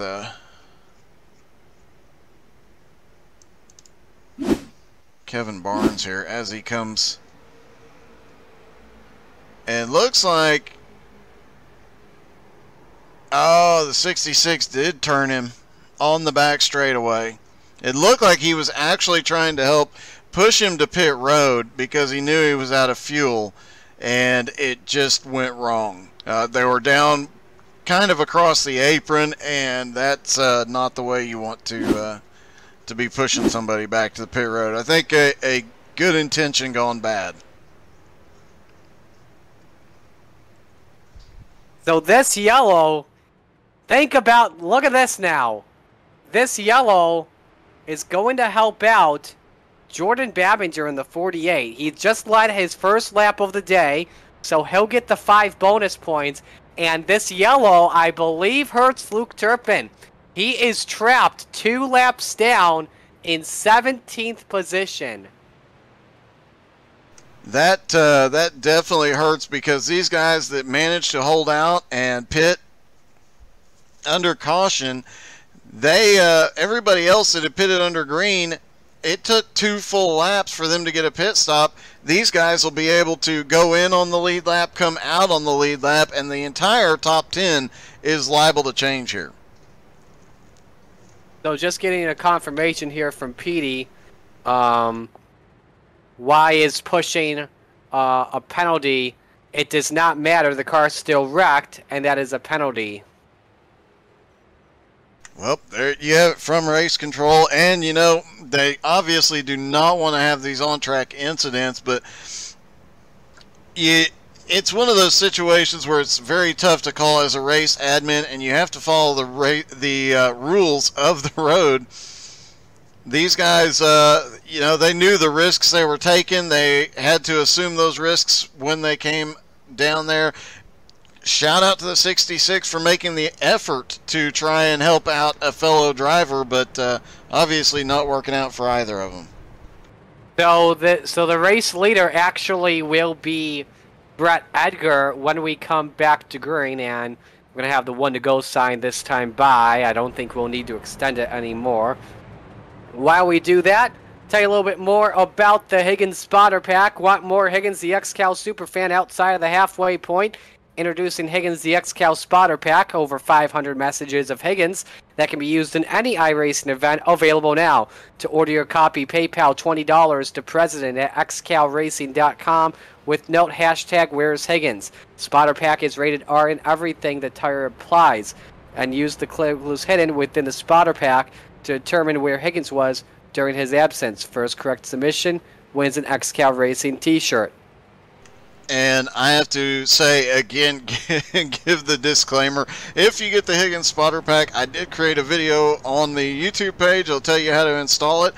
Please practice against the AI or be in a practice session the first time you use it. Don't use it for the first time in a race. Trust me on this one, it'll bite. I was laughing so hard. So because we are on a super speedway, by the way, the leader cannot fire when he wants to. That's going to make things interesting for the front row. Yep, you have to fire on green. So let's reset the field. Brett Edgar, Jordan Babinger, row 1. Ryan Seams, Tyler Batchow to row 2. Kenny Tripp, Jeff Edgar, row 3. Jose Gaudino 7th, Gerald Poole 8th, Rafael Semprich 9th, Octavio Rondeletto was 10th. Here we go, back to green, 110 laps to go at Texas. And one more pit stop for everybody now, and not that many cars on the lead lap anymore after that caution, the timing of it, but a lot of guys, huge advantage here, and they want this thing to stay green the rest of the night because of that situation there. One of those being Gerald Thanos Poole, who is now up in the top 10, his best race so far this season, and definitely making his way forward. The yellow, by the way, trapped most of the DBR guys that were trying to short pit earlier on, like Steven Rex, Tyler McRae, Mike Stoddard. They're currently 25th through 27th. Battle for the lead, Jordan Babinger and Brett Edgar. Babinger credited for leading at the line. Officially 5 bonus points. And weren't we talking just a few laps ago, as Art Hendren had an incident, an off-track incident, weren't we talking just a few laps ago about the fact that Babinger was really going to end up losing some points here tonight? Now he's back up in the lead, and Luke Turpin, where is 24th. 24th. So the tables have turned here for the points battle, and with just, 8 races left to go, this tonight could be a huge night for Babinger. Especially, yeah, definitely for the points. Big time. 8 drivers on the lead lap. You see Semprich there in 9th, Rondeletto in 10th, and Robert Colgan 11th. They are trying to fight their way. They're currently first 3 drivers that are a lap down, but they want to get up to the leaders and try to unlap themselves. So with the yellow coming out just after lap 170, I think we're going to see here, just looking back real quick, just confirming, actually just before lap 170, I think we're looking at possibly, definitely a one-stop race, but everyone probably coming in at lap 250 or beforehand when the window opens at lap 200, and that will be the race. Yeah, I would honestly expect to see everybody kind of split it from here. So restarting around 175, call it 180. I would imagine we'll see everybody pitting around lap 230. The vast majority anyway. There'll be a few different strategies in there, but the vast majority of them I think we'll see right in the 230 range. That way they can split the difference, have a quicker pit stop. They won't need as much fuel. They can take right sides and go. Drivers, now this is starting to get a little bit more aggressive now. Look at guys like Steven Rex and Mike Stoddard. Currently 3 laps down. They want to unlap themselves, get back down to 2. So we'll have to see what happens. How about, though, Ryan Seams in the 4? We talked about him earlier. He's got a very loose car, even though it's a fixed setup race. And he wants to get back into the thick of things. And wouldn't it be kind of ironic if that 4 or the 25 ended up winning the race here tonight, getting that Tennifer Gin bonus, or the car 96. Yeah, the 96 as well. Those cars definitely coming and representing here tonight, and a great job by that whole team on strategy tonight. I talked to Gerald yesterday, and he said his whole team definitely had some great strategy, had some backup plans. They knew what they were going to do in just about every situation, and it's definitely paying off having that practice, that strategy, and the planning that they've had. But they're getting very, very dicey, and like you said, it is starting to heat up at the front. Yeah, Kenny Tripp just got loose off of turn 2, currently in 4th position. But yeah, we're starting to see a lot more 2x2 racing at an appropriate level, unlike what we saw when Steven Rex was leading earlier, which got very dangerous and aggressive. I can't tell you how many drivers are in this pack, but there are a lot. About, I want to say, 15. And it's at least 15, and it's a mix of lead lap cars and lap down cars. Oh! Steven Rex almost spun that thing around in turn 4 in front of the front runners. And what a downhill for him after leading so many laps earlier in the race. Now that car at the back of the field. Oh boy! And it Seams and Rex come to blows, and they nearly spin. And Seams not happy at Steven Rex at all, and probably the same for the other side. I'm guessing so, but the Seams has one teammate with him, whereas the 28 has a couple of teammates right there around him. So if, Seams can definitely be in a little bit of trouble. He's got 3 guys from that team right behind him, and one of them up at the front in Jordan Babinger leading this pack. They can make it very, very difficult for him. Seams has got to be careful here, but Seams definitely has a fast race car and figured something out with that handling. I've tried to watch him the last few laps. He has not lost the back end on that car yet. It's a DBR 1-2 with 100 laps to go. Babinger leads Brett Edgar. We'll be right back. Stay with us.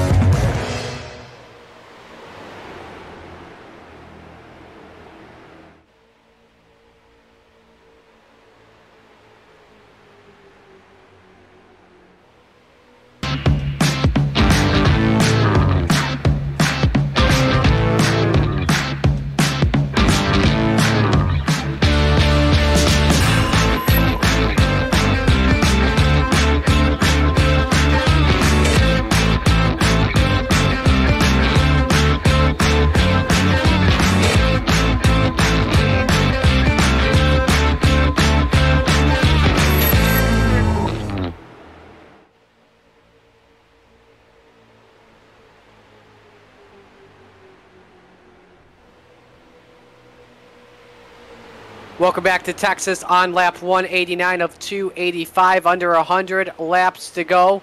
Jordan Babinger, your race leader, not Mason Foster. Foster was 2 laps down, now currently a lap down, and is hoping for a yellow now to get the wave around. 21 cars are in this lead pack, with Babinger leading Edgar. When we first joined you today, we were talking about the 46-point lead that Luke Turpin had on Jordan Babinger. Turpin was up pretty good. Babinger was midfield the entire race. Then the first yellow that came out moved Babinger into the race lead, and Luke Turpin trapped in 24th position. And the standings have changed big time. And I believe it's 175 to 93, which would put Babinger in the points lead. This isn't the first time we have seen the lead make a dramatic change this season. Just about 3 weeks ago we saw it the first time. But yeah, things are getting really, really tight. This late in the season, you don't expect to see the points this close. But here we are, 8 races left to go in the season, and they are swapping the lead in points every few laps. While we were at commercial, though, that 4 car, as you said, he's wrecked that thing about 10 times tonight and saved it. Every once in a while, he just snaps loose coming through turn 1 and 2 and manages to hold on to that. So some great driving out of him right now. If the race were to end right now, Jordan Babinger would have a 36-point lead. Someone blew up. Somebody blew up. I believe it was Sean Andrews in the 23, yes. And he is done for the day. Currently 42nd. It's not been a good day for the 23 so far. Crash! Rafael Sembruch, turn 1. And no caution yet. Let's see what happened. We were just looking at him as they went through the quad oval. And, oh, he just got a tap from the 85. They both managed to stay low and keep it off the racing surface. He manages to get that car turned back around the right way, but lost a ton of ground here late in the going. Semprich back to 16th. That's impressive, going from 150 miles an hour to about 70, and you save it. How about Octavio Rondoletto and Kendrick Cryer? They've been able to figure something out together to get in front of Jordan Babinger and get back on the lead lap. Rondoletto up to 9th now, and we talk about it often. If everybody else is playing checkers, he's playing 3D chess. He's got some strategy move that is working, because him and Jeff Edgar back up there. And Jeff, we saw up leading earlier in the race. He definitely knows how to get around in with this setup, so we might see him. If we get another caution, he might be back in contention. Top 3 currently nose to tail. Babinger, Brett Edgar, Ryan Seams. 1 car separating 3rd from 4th. Trips in 4th. That's Trevor Birchmeyer in the 1, who's currently in the 19th position. But right now, yeah, go ahead. And every pack out here is like that right now. This big group is about 20 cars, but everywhere you go, it is a mix of lead lap cars and 1 or more lap down cars, as these guys are trying to pick up any position, any advantage. Chase Johnson has come back to pit road for some reason, and he was involved in the incident that brought out the caution. Left side damage on that 57. Remember, he lost a wheel. And yes, so that is the situation with him. Looks like we got 2 packs right now, possibly. We got this one that is led by, I want to say that's Mason Foster in the 96. It is. We've got another pack that's currently led by Jonathan Schwartz in the 01, who's currently in 28th. Ranger drivers in this pack. You got someone in 21st. That's TJ DeBlasi. There's a bunch. Mason Foster and Blaine Atkin are having a good battle for... Oh my, they checked up on the outside. That got close between Rondoletto and Kendrick Cryer as the 52. That is Art Hendren gets out of the way. And this battle happening literally right in front of the leaders. So you know those leaders are watching very closely what's happening in front of them. I don't think Babinger would be too upset if these guys manage to break away just a little bit right now. They're definitely making things very, very exciting up here. Definitely, and even the 2-car, Jonathan Bronson, one of Babinger's teammates, same with Brett Edgar, getting a little squirrely as well. He's currently in 11th spot, last car on the lead lap. I think Babinger will cut him some slack. First 3 drivers that are a lap down, Robert Colgan, John Batista, and Joshua Doobie, who are at the tail end of this pack. Yeah, and this is getting extremely interesting with the mix of cars in this big pack. Some of these guys laying back, you know they're all thinking about strategy here. With about 87 laps to go, they've got to make one more stop. Do they pit early? Do they pit late? Do they split the difference? You know, there's several different strategies, but all this chaos happening right in front of Babinger, that could change everything in an instant. We'll take a lap around in Babinger's car, and you can see what he is looking at. It might give us a little bit of a show here. Absolutely. The leader in the number 48, multiple wins on the season, won the last Super Speedway race at Michigan International Speedway. It was a great photo finish as well. Nearly a 4-wide photo finish, nearly 5-wide too. Yeah, and I do not remember, what did we determine was on the back of the 2-car a couple weeks ago? Jay Brawny definitely, he's got an animal. I think that might be a cougar on the back of his car. Oh, Jonathan Bronson? Yeah, trying to remember what that was. We determined it was. Yeah, but it was something weird. I think you said it was a cougar. yeah. But there is a lap from the in-car of Babinger. We'll go around one more time. As you can see, every car in front, these cars are not settled at all. They're big, heavy. Those tires are not exactly the best thing. They give them just enough grip. But you see, even on the straightaway, these cars are just floating and moving all over the place. As Mason Foster catches the apron right in front of him and starts to get squirrely, I imagine Babinger's holding his breath right about now. Absolutely. Right in front, Bronson's even backed off just a little bit to separate some ground between him and the 53.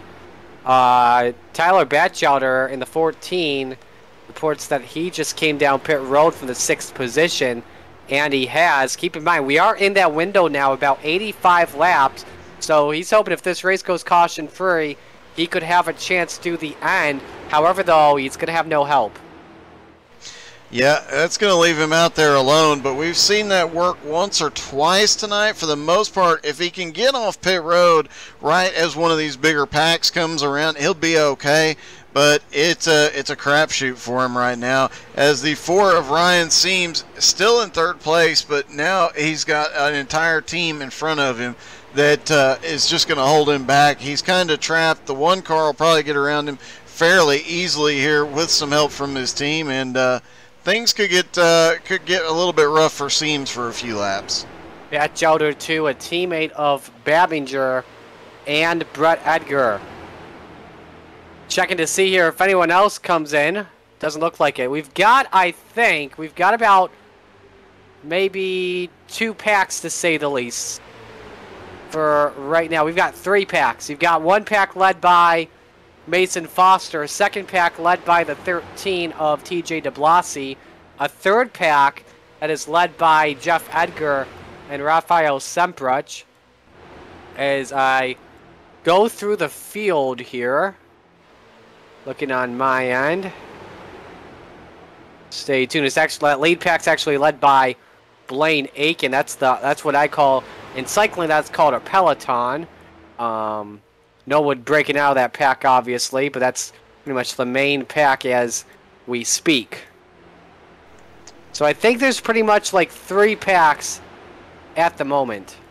Yeah, and interesting, well, up until just a second ago, the pack being led by TJ, it was staying single file, but now they're starting to spread out right behind him, and a lot of lap traffic. Yeah, go ahead. He actually drove away from that pack behind him for a moment. This is getting dicey here. Blaine Aiken's group is really getting dicey. Yep, and that's the lead pack with your top 4 on track. Yeah, your top 4 all together. Then you got Jose Gaudino in 5th in that second pack. Jeff Edgar in 6th, leading the third pack. This is a great run from the 05 too, and he's pretty good on super speedways. And interesting, now we're starting to see a lot more cars coming to pit road. Looking through the field here just to see Tyler Batchelder has come to pit road. Derek Colson has been to pit road as well, still there. So several different situations going on track. Taking a look back, John Friley and John Schwartz way back in the pack, and this might be the one time that we don't see Schwartz make his way to the front before this race is over. And just to add as well, with Jeff Edgar, I believe this is his first race since his battle with COVID-19. So welcome back to the car, Jeff Edgar. We've definitely missed you. He's had to deal with a few replacements. But once again, it's awesome that he beat it, and good to see him in the car. And again, we did see some stuff that came out today from the CDC, requiring some places, even if you are vaccinated, to be masked indoors. We hope you are staying safe and healthy from COVID still. I know we've gotten a lot of things back to more normal, but the fight against COVID-19 is not over yet. If you have not gotten vaccinated, get vaccinated. If you are not vaccinated, wear a mask. Stay safe and stay healthy. That's all you can say right now. Meanwhile, Babinger, just watching, he is leaving. He's got a teammate in front of him in the 53, and he's kind of let him by and just kind of following there. He's not trying to push the issue, letting some of these guys that are trying to get their laps back, just letting them get away. Smart driving by Babinger. He's actually seems like he's trying to let off a little bit, let a gap build, because right in front of him, they're how many wide up there? They're 2 wide. This is a nice drive by Jordan Babinger. Gerald Thanos Pool, by the way, in the pits from the top 10. Dorso loose in 1 and 2. And this group up at the front as they battle 2 wide, sometimes 3 wide through here, trying to get back to the lead. Well, they're at the tail end of the lead lap with the leader right behind them. And as I mentioned, the leader not pushing too terribly hard to get around these guys. Kendrick Cryer pushing Octavio around. The first car out of the top 10, Gerald Thanos Pool on pit road, and we'll see which strategy plays out. We've seen several cars come down pit road in the last 10 laps, so they're going to be able to go the distance. How many guys take a risk here, stretch it as long as they can, and just get a splash of gas? Going to watch that closely and see where he comes out in front of, I want to say, Patrick Sullivan or Sean Patrick or Gregorio Dorso, actually. I'm not too sure, but obviously we had someone pit on lap 200 to open the window. I want to say it was Sullivan.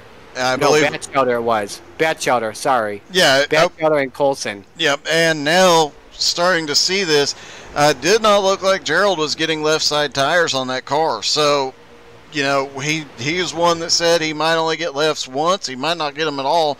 Several of these guys haven't taken left side tires, but there's going to be several different interesting strategies. Looking at the top. Here come the top 2. Top 2 are in. Same with Cryer. Your top 3 are now in instead, including Ryan Seams. Final stop. This is the money stop here, and we'll watch that closely as Kenny Tripp now assumes the lead. Other drivers in. Logan Jones and John Friley. And how many cars will have a bad pit stop or take too long, whatever the situation may be? I think Kenny Tripp is signaling to come to pit road. Yep, I think that is the game plan. He's got the wheels on the apron. Hang on to her, Kenny. Got a little bit of the marbles there as he dropped down and slid a little bit through 3 and 4, but he gets it down there. And it looks like Jose Godino is going to take the lead now for the first time tonight, pick up some bonus points. When was the last time you saw Godino in the lead on a green flag run? It has been a while. He's always up there in the top 15. He struggles to get up into the top 10, but he's always right there between 10th and 15th, and pulling some strategy move here to get some bonus points, hopefully help his team out. That's going to put, I believe, Jeff Edgar now to second. Whoa, trouble, Greg Holes. What a save from the 61. Think that was his come on in. Nope, he just got loose, and he's going to have to go an additional lap. Wow. That almost got close to being bad.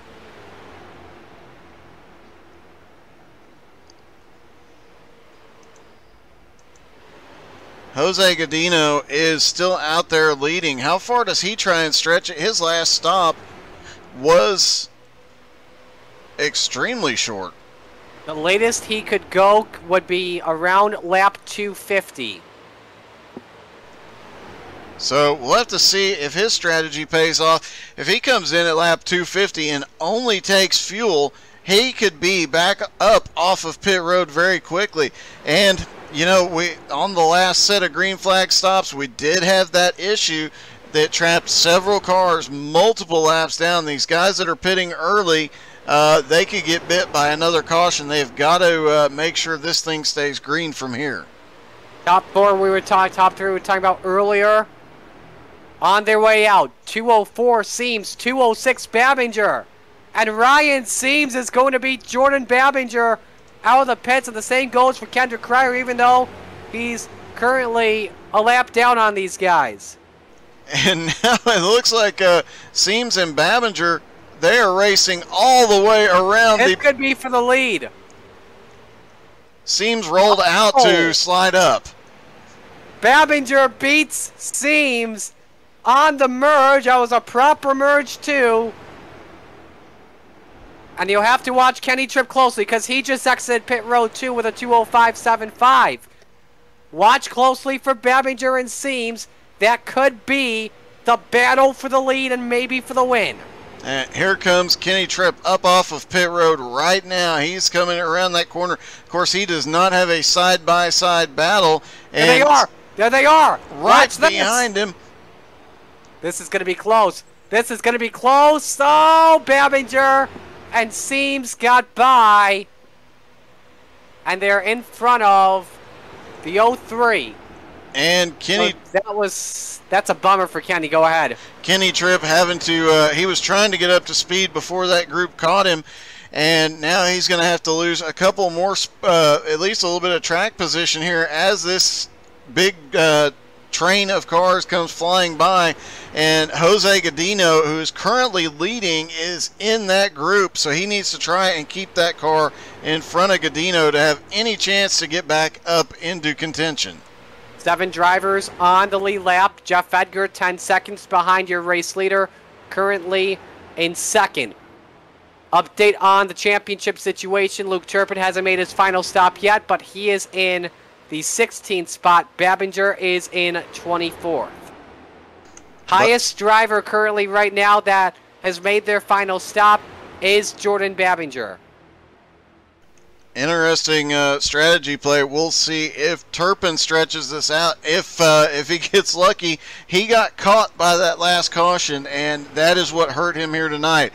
Can the tables turn again? Can another caution come out and give Turpin back the position he lost earlier in the race? Strategy is going to be everything here, and if it stays green, it looks like Babinger would come out on top, but you never know with the way Turpin is with saving fuel, how far he might try and stretch it. And you see that with Cryer? That's very key. Reason why is because Kendrick Cryer, if a yellow came out and he was in front of the 48, excuse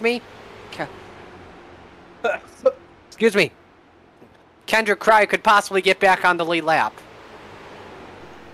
And that would be another little bit of a table turning type situation with all these top contenders here tonight. So a lot can happen, but with Jose Godino up front leading, and we know he can go about another 25 to 30 laps, you know, that could put him into position to win if the caution comes out here tonight. His team owner's got to be really happy with that strategy.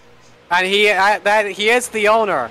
So this is a great day for the GTZ Bulls team, and I think this is because of the Chicago Bulls. So right now, Michael Jordan would be very proud. And is that Brett Edgar in the 21? I was wondering where Edgar was. So he fell back to 4th and had a very slow pit lane time, 2:35, compared to Babinger and Seams and Tripp. They each had 2:31s and 2:32s. Definitely a lot changed on that last pit stop, and if a caution comes out, it will change even more. Yes, right now, Babinger, Seams, Tripp, they are all hoping this race goes caution-free to the end.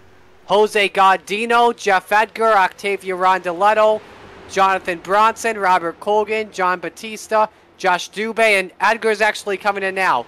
Those that haven't pitted yet and are on the lead lap, they are hoping for a yellow flag to fly.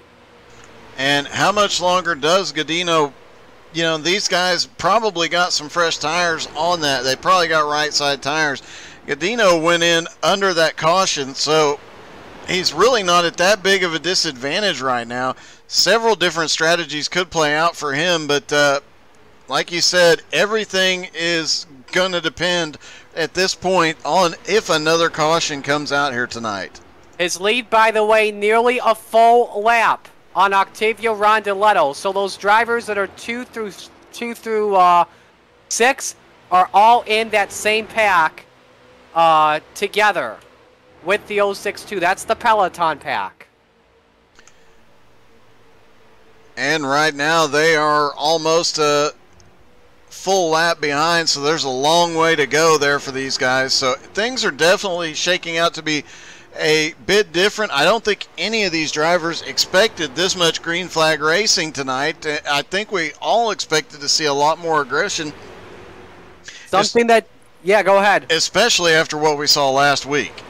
Something that just came to my mind with Edgar, we've got about 60 laps to go. He could possibly do less fuel, 1 minute and 30 seconds, and possibly come out ahead. Watch that closely. We'll have to see if that comes into play.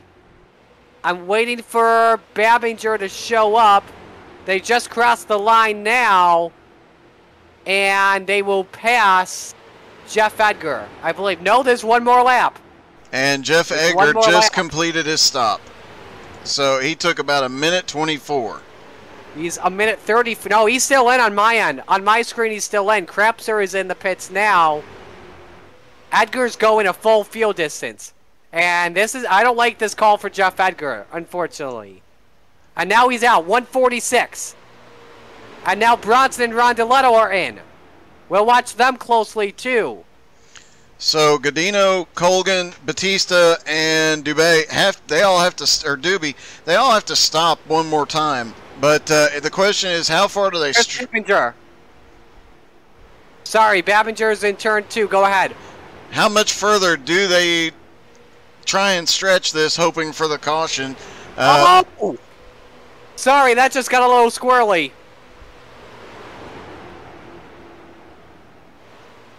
Oh, you go for it. Just looking through the track to see as we start to see a few more cars hitting pit road, and a lot changing every single lap here as the laps wind down. Absolutely. We actually have to pause and take a commercial break. We will be right back. Under 60 laps to go. Jose Gaudino, the race leader.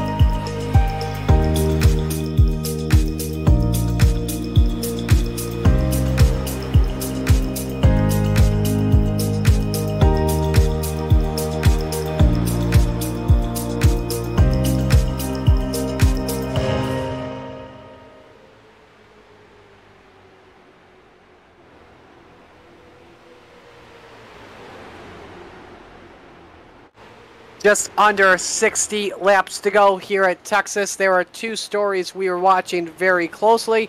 The first one, Jose Gaudino in the race lead with under 60 laps to go.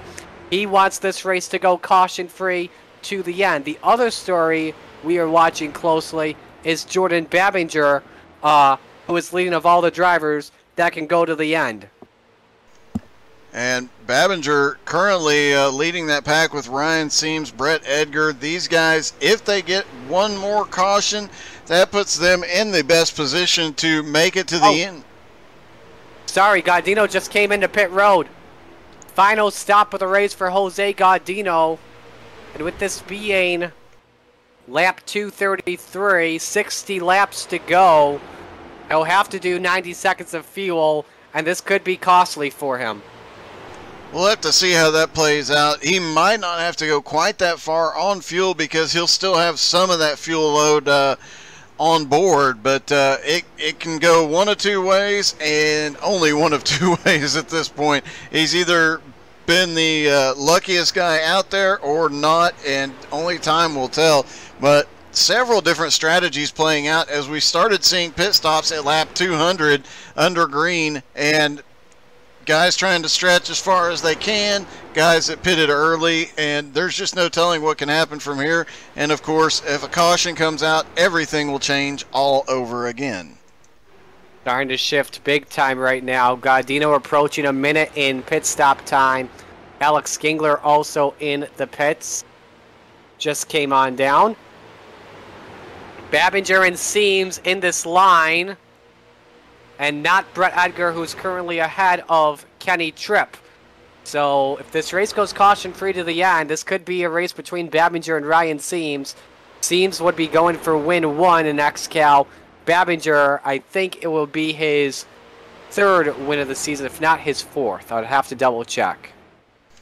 And Gaudino coming up off of pit road now. Watch this. This could be close. And Gaudino is ahead by a lap on Jordan Babinger.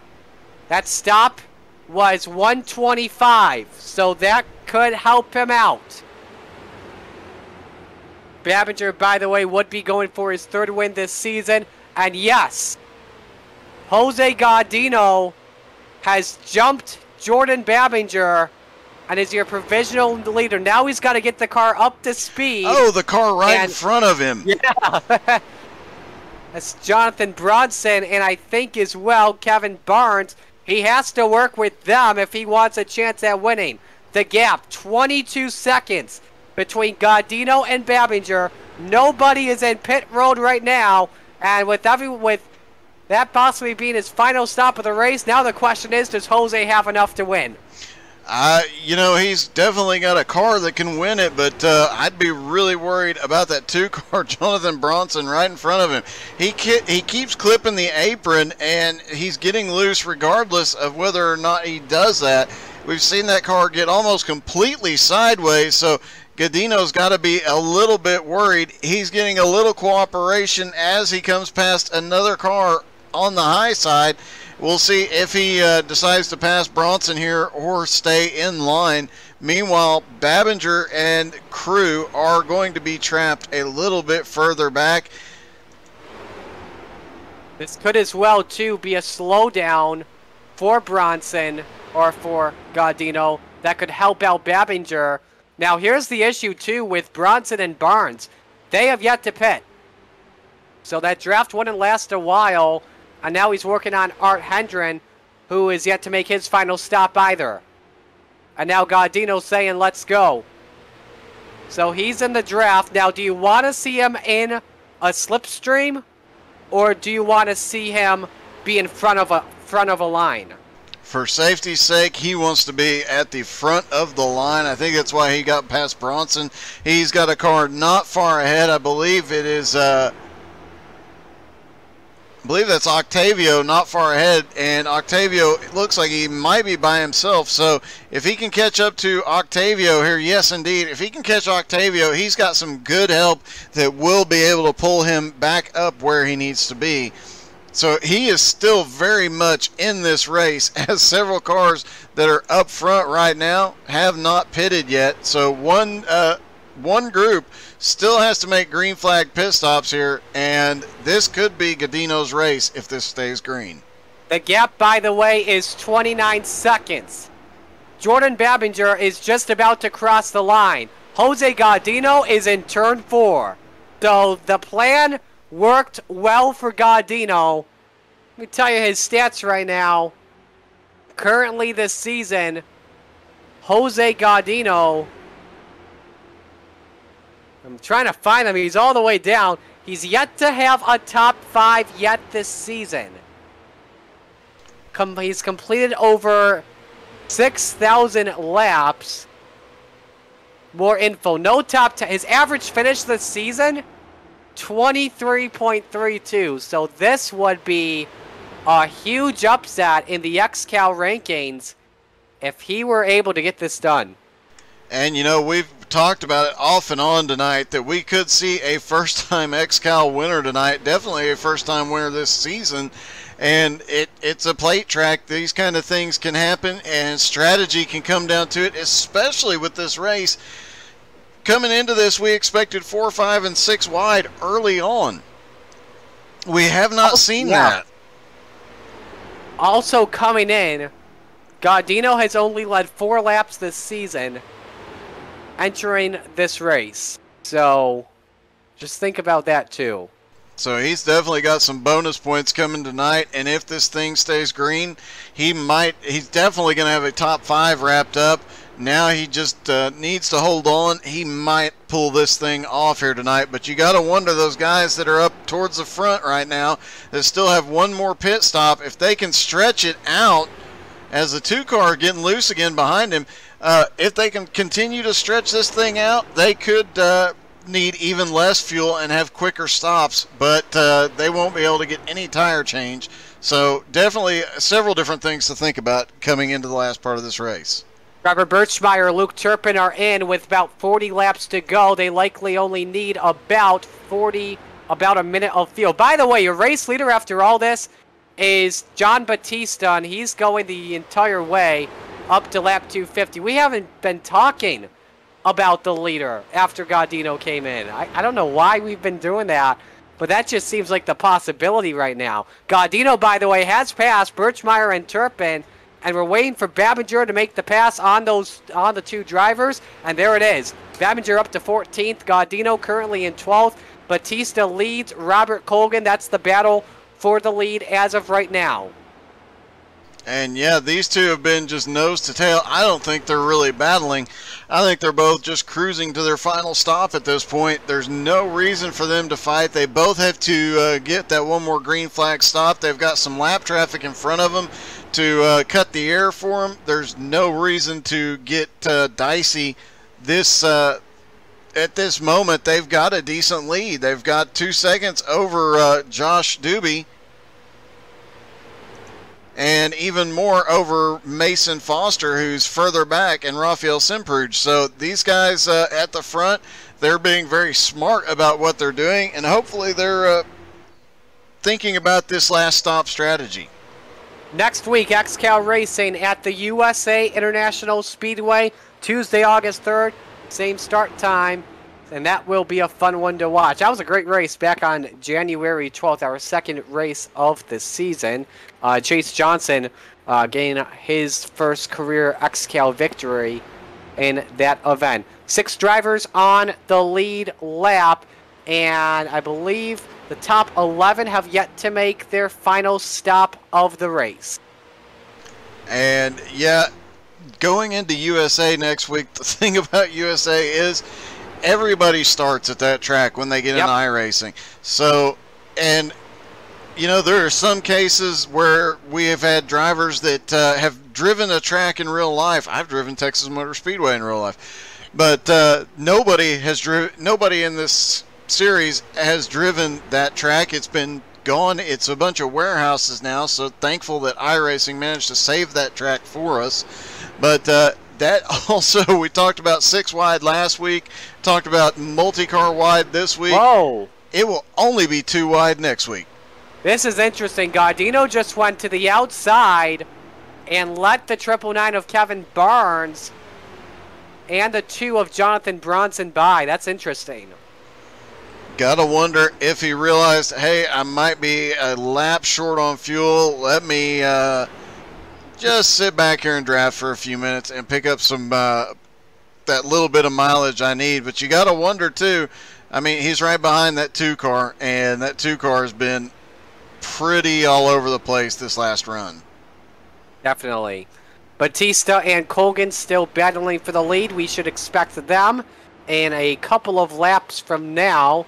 Same with everyone amongst the top 6. Again, what we've been talking about, the highest driver on track that has already made their last stop is the 20 of Jose Gardino. And could he have enough to shock the field? Greg Hole's in for his final stop, coming out of 11th spot. And Blaine Aiken, getting reports from him, who's currently in the 6th position, about to come in this time as well. And hey, it's worth mentioning, Steven Ricks back in the top 10. He was leading earlier in this race. Very smart race so far. If he can pull off a top 10 here tonight, that's definitely going to be a great motivator for his team for this season, as he has struggled recently. Blaine Aiken now to pit road. I want to tell you this, by the way. Gardino's gap between him and Babinger is decreasing. 25 seconds. Remember, Babinger has a train of 5 with him. As for Gardino, it's a little bit scattered right now. But remember, Bronson could be a slowdown situation for Babinger in that 48. You have to watch that closely. Definitely. And Blaine Aiken, hang on a second. Aiken's coming out. He just did a 30-second stop. Watch this closely. Blaine Aiken could be a contender for Jose Gardino. He's got a chance.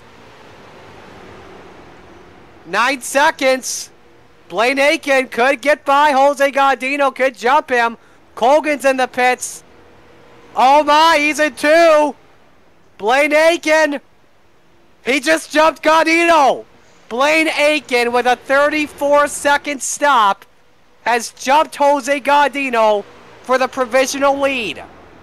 And that's definitely interesting. We got to wonder, you know, 30 laps to go, probably got enough fuel, but it may be a little bit close. That might be a risky move, but now Gardino is going to go by Aiken on the inside fairly easily.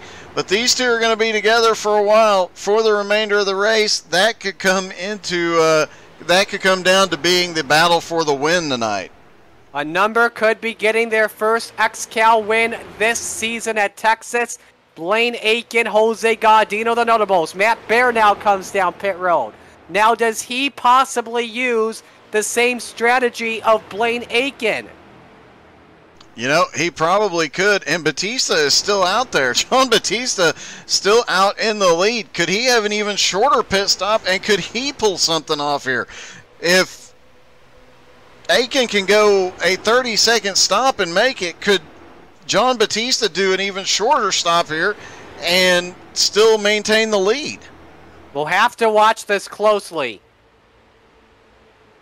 Does Matt Bear go with 30 seconds? With Blaine Aiken, it's questionable. With Jose Gaudino, I think he's good to go to the end. We'll just have to see what happens. But they got pretty good spotters in iRacing, so... And I'm with the crew chief app, too. Gaudino's going by. Gaudino and Aiken just went by. They just jumped Matt Bear.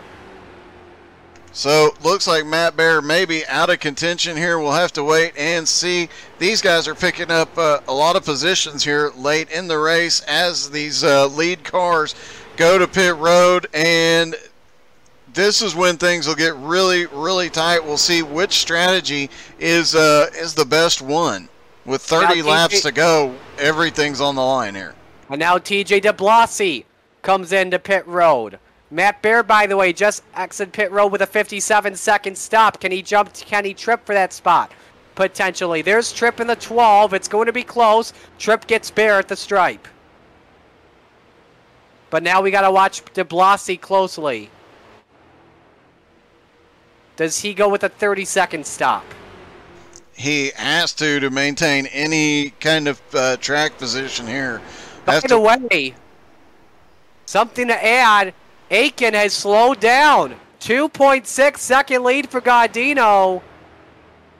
But I think he's possibly saving fuel now. DeBlasi. Yeah, go ahead. Some of these guys that took their short pit stops here, they are having to make some choices on track as to what they're going to do. Now that Gaudino knows Aiken is way back there, he can back out of it a little bit.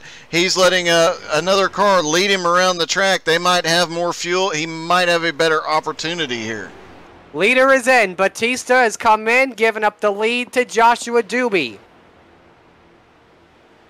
So it's Gaudino with a 3-second lead on Aiken, and it's down to 20 seconds over Babinger. We're watching that closely, too, because we know Babinger has enough to go to the end.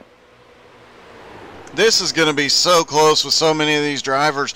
But the other thing that could come into play as these cars come back off of pit road, where they come out on track, and do they benefit some of these other guys? As Josh Doobie is now on pit road, Batista's on pit road, Foster, McRae, Steven Rex, they are all on pit road. Gaudino may be taking the lead back. Everyone in the top 6 is in. Mason Foster is out. Mason Foster is out. This could be close over Gaudino. There's the 20. He goes by Foster. And Batista is out. Batista is out. He just did a 53-second stop. Watch this. Batista at pit exit. Gaudino's in turn 3. Batista, I think, is going to have the lead here. He's got a really good chance as Gaudino's coming around the track. Batista might have outsmarted everybody. And, you know, he did. Doobie's still coming up off pit road too. But Doobie is over 30 seconds.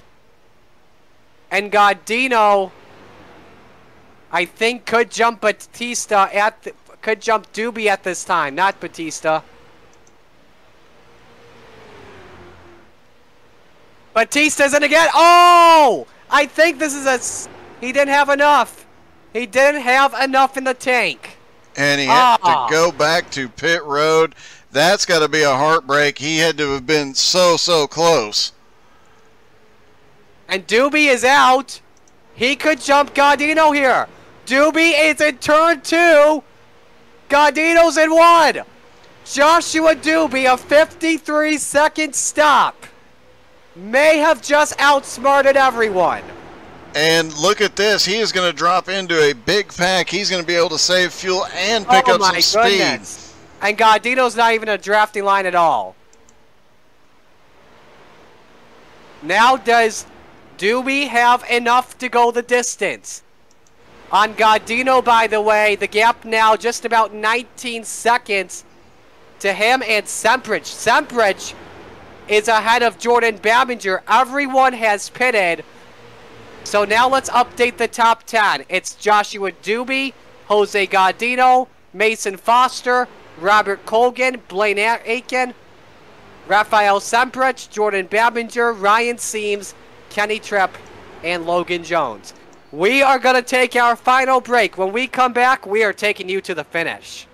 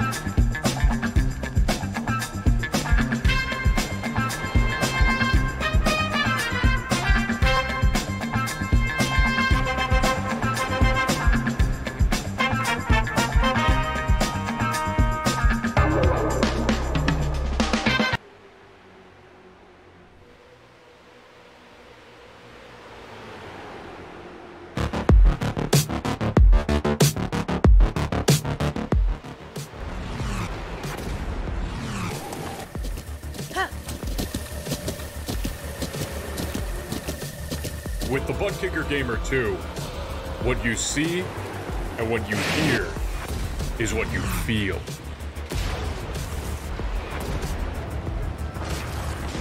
Butt Kicker.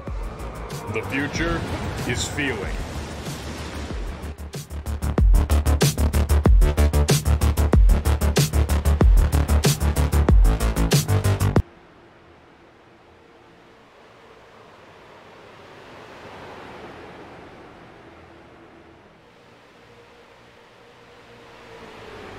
We are working on the final 25 laps here at Texas Motor Speedway, and Joshua Doobie for the Big Block Motorsports team currently leads by nearly 9 seconds on Jose Gaudino.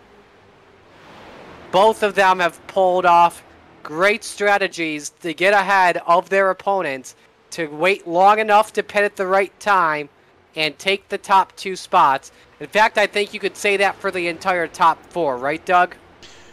Definitely so. Mason Foster's had a bit of a rough season up and down. He's now running in 3rd. Robert Colgan now in 4th.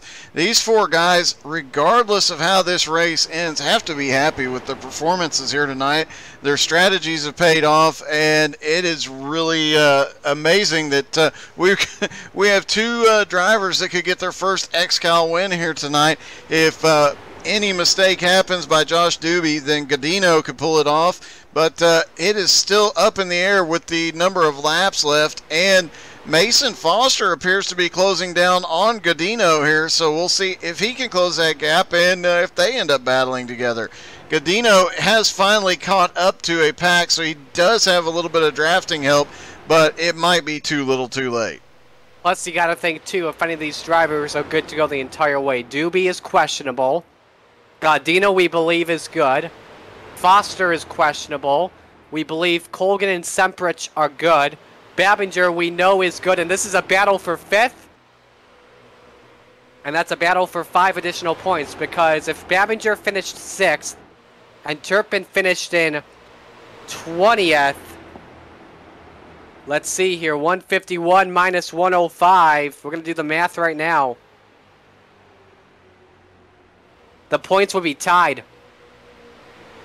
Tiebreaker would go by wins, and Luke Turpin would have the points lead. Definitely would. Turpin's had a lot of wins this season, but, you know, it's not over with 8 races left to go, and I'm just impressed by how close this battle is coming here at the end of the season. 8 races to go, and they're potentially going to be tied coming out of Texas. That definitely is a great season for everybody. How about Semprich, too? He's not a full-timer on the XCAL Tour. Likes to do the super speedway races only. He had a spin earlier that did not bring a yellow out, and he's currently running in 5th. Yeah, he just got a little tap, got spun down to the inside. Both him and the other car managed to get their cars corrected. It took him a little bit longer. He pulled back up, lost a half a dozen or so positions, and has had an amazing recovery tonight. He is doing a great job, and he pulls off a top 5 here. He has nothing to complain about, but right now Babinger is currently 5th. Raphael may finish 6th. Still nothing to complain about here tonight. Let's update you on Doobie. The third Doobie brother with an 8.6 second lead on Jose Gaudino, starting in 2nd place in this race. And the gap between them and the guy we know is good, who's in 5th, is Jordan Babinger, that battle. Gaudino and Babinger are separated by 17 seconds.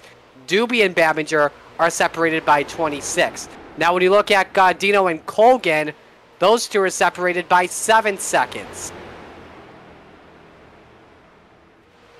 By the way, while we were away on break, Kendrick Cryer was black flagged for blinking too much, and that's unfortunate because he had a great car today. Yeah, he's had some issues with that recently. The last couple of races, it's been a problem for him. Hopefully he can get that addressed, but Oh! Edgar and de Blasi blocking in front of the leader. That got too close for comfort for Doobie. It looks like they are battling nose to tail, and neither one of them want to give up any position. That is a battle, too, on track. That is for 12th. And they are both going for it here with 15 laps to go. Extra money on the line tonight thanks to Jennifer Jen. This is definitely a little push out of turn 2. On de Blasi in front of the leader. You're going to have to watch that closely. This might determine the race right now. If I'm Josh, I'm backing out just a little bit. I've got enough of a gap that I can let a couple more cars slip by and drop to the back of this little pack here that they're in. He's got 2 more cars he could fall behind, still do a little drafting, and be safe. 14 laps to go at Texas Motor Speedway. An incredible race so far. Now watch this closely. They're side by side in front of the leader. Matt Baer's also in this battle, so this is pretty much a battle for 11th in front of the leader.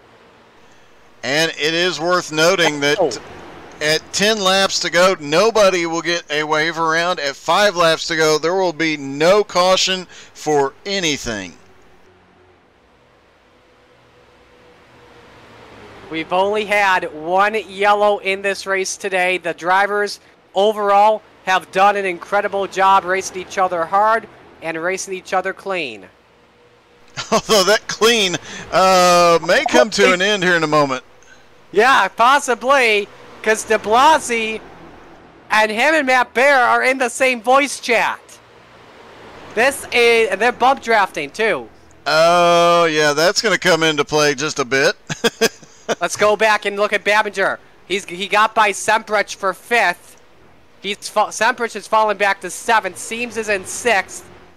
And Luke Turpin is back in 22nd. So Jordan Babinger has the provisional points lead right now.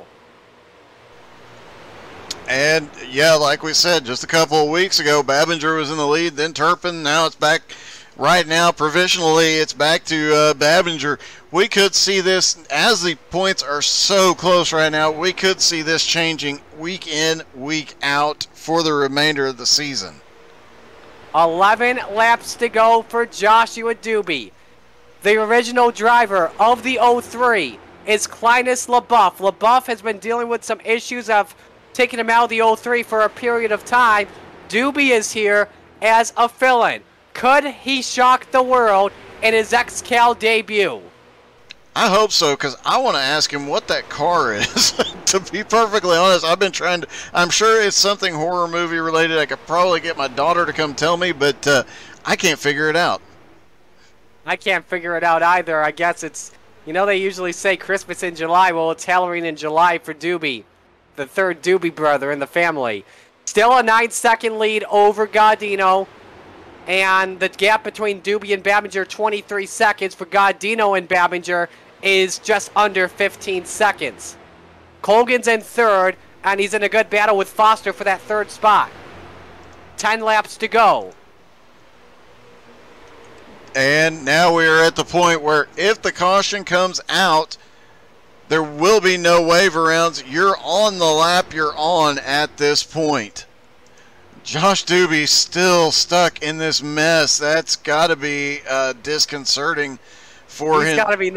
If I'm Doobie, you've got a lot of time. De Blasi is loose. If I'm Doobie, let the 25 of Thanos go by you. Definitely, and just ride it out from here. Going to take another look at De Blasi. The thing is with Godino at the same time, it may be a straightaway difference. Godino's got a little bit of a draft. And I don't think there's enough laps for Godino to come back into this, but, you know, the way these guys are going, there could be a caution before we get to 5 to go. It's getting... There's a couple of laps. It could happen, and anything can happen in Texas. We have learned that many times. Babinger, by the way, update on him is back to 6. Seems was able to get by, and Luke Turpin is in 22nd. I believe Babinger would still assume the points lead. Hang on, Thanos! Puo is loose. Puo is loose. I don't know what happened there. He did. That was close. But he was completely sideways last time by, and a bit of a heartbreak as he was running up in the top 10, almost made it to the top 5 earlier in this race, just on smart strategy. But here at the end, he has dropped back quite a few positions. Let's focus on that battle for 11th, too, between Matt Baer, TJ De Blasi, and Brett Edgar. That is getting exciting. John Friley is right now because they are allies as Turpin's in the pits. Huge implications. And Siebes is off the pace in 1. Is this going to bring a yellow out? Something happened. He's lost the front bumper. Will this bring a yellow out? No, he got clear of the racing surface. Great job by Siebes ducking down very quickly, but a bit of a heartbreak after a great run. Mason Foster's on pit road. Foster, I think he's out of fuel. So now you're thinking fuel strategy. I think Doobie's got enough. This time by, you'll hear race director PDJ Zeller. Green, green, green. 5 to go, no more yellows. How about that? 1 caution in the race at a restrictor plate track. But there's still the question with those top 2, Godino, Doobie. We're pretty sure both of them can make it on fuel. And Doobie is stuck in this mess there. He increased the gap too, 10.4 seconds. And yes, like you said, Doug, he's got a mess in front of him. He's got 6 miles to go, 4 laps left. He is just hoping. We saw a lot of chaos last week at 5 to go as people were battling for those top positions, and everything kind of got thrown up in the air at the end of the race as we've got a lap car right up by the wall trying to stay out of the way. Great job for the 22. Godino's off the pace. The gap is now 11.5 seconds. Colgan's closing down. I think Godino's trying to save fuel. I think you're right. He is still under power, but he has definitely dropped a little bit of speed here. 3 to go for Josh Doobie. Works on John Brancaccio. Does the 03 have enough? We think he does. But at the same time, if Matt Baer, Brett Edgar, and TJ De Blasi get together, if they tangle, and it seems likely they could, Doobie's going to have to find a way to get by. Yeah, it's definitely extremely likely that these 4 right in front of him could come together at any moment. And De Blasi's getting loose, and Ryan Seams, just heard him on Whale Petey, says, yeah, okay, 2 laps to go for Doobie. Can he do this for the Big Block Motorsports 03 camp? Friley opens the door for him. Oh, there they go! There they go! In front of the leader! Brett Edgar's loose! What a save! Not only that, but our leader, Josh Doobie, managed to get to the high side. Edgar saved it, and Doobie slips by the incident. So that less likely, since Edgar and DeBossi are in the same chat with getting the white flag here, it is entirely likely that we won't see any more problems. And Josh Doobie, as long as he's got enough fuel to make it around, he is good to go. Godino's still a question mark as he comes to take the white flag, and he's got cars flying up to him. He has to get back on the gas or cause a wreck. Half a lap to go for Josh Doobie, and he's an XCAL winner in his debut. Who would have seen this coming? Oh, a wreck right behind Godino. Doobie can coast from here off of turn 4. First career XCAL win. Joshua Doobie, the third Doobie brother. He's done it at Texas. Seeing if Godino makes it to the line, as the 14 right behind him, they almost, the 14 was completely sideways, trying to stay out of the back of Godino. Godino is... He does it. He does it, and he is way down on power. He barely makes it to the line. But Jose Godino, best career XCAL finish in second. Robert Colgan, third. That's his best career XCAL finish too as well. And give a round of applause to all the drivers. 1 yellow in this race. That may be the best super speedway race we have seen in a long time in XCAL competition. Doobie lights him up. In his XCAL debut, can you believe it, Doug? No, I am really surprised. We've seen a lot of XCAL debuts in recent weeks, but and we've talked about the possibility of a first-time winner in their first race, but honestly, you just don't expect it with this level of competition, and it's not like Doobie is what we call an alien. He does not have an extremely high I rating. He's got a slightly above average I rating. But he was way above average tonight. Absolutely. What a race this was. And how about that top 5? And you've got a new points leader. Jordan Babinger takes the points lead away from Luke Turpin.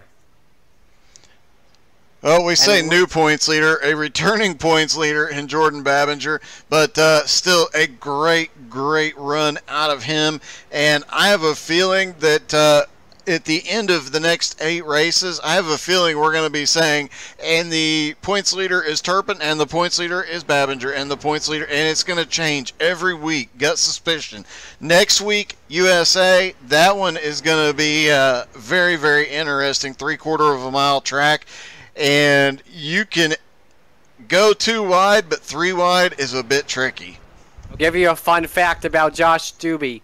No driver has ever won in their first start since Mark Arthur in XCAL's first ever race. So Doobie making a little history. How long ago was Mark Arthur? I don't know. I think back in 2015 or something. Kenny Tripp coming by to give him congratulations. What a moment this is. Especially for the Big Block Motorsports camp. Definitely. These guys have got to be happy with this finish. Congratulations. And congratulations to, guys like Jose Godino, Robert Colgan, Rafael Simpruch. These are guys we don't talk about being up front. And Octavio Rondoletto's recovery to 8th. Matt Baer up to 9th. TJ DeBossi, he finishes 10th. So we've got 2 first-timers in the top 10. And some career best finishes here tonight. What an amazing night. Absolutely. Stand by. We're getting your top 3 in here. We'll give you the full top 10. Doobie, Godino, Colgan, Babinger, Semprich, Tripp, Logan Jones, Rondoletto, Baer, DeBlasi. That's your top 10. Wow, what a day this was. What a race. I don't know. If you will not, if you watch this over and over again, you will not be disappointed at all.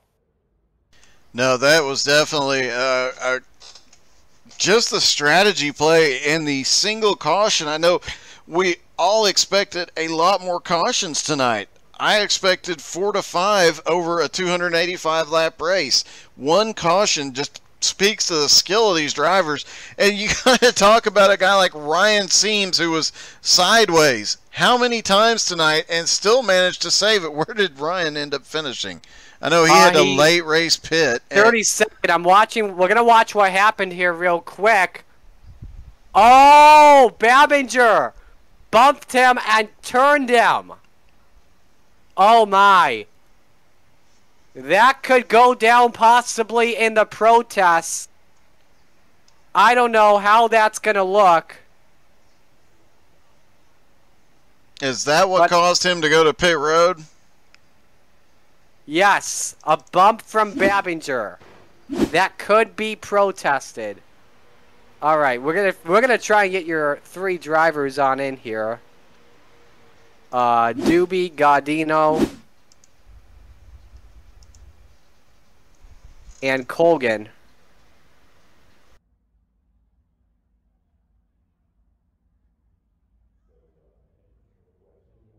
I'm trying to find Doobie on in here. There he is. All right. We're going to bring in as well. First off, we're going to bring in... We want to talk with Jordan Babinger first. Jordan, I know you didn't finish in the top 3. However, though, 2 things. Number 1, you are the points leader after today's race at Texas. I'm sure that's got to feel good for you on that side. Oh, yeah, I wasn't even thinking about that, honestly. I was just taking in the end of this race here. But that's awesome, yeah. We had a pretty good run. That caution really set us up for the end of this race. Want to ask you, too, we saw the contact with you and Seams. Just what happened from your perspective? Yeah, a couple laps ago, he took a late entry into 3, and he about wrecked us. I mean, I could have caused a caution by staying down, but it's too late in the race for that.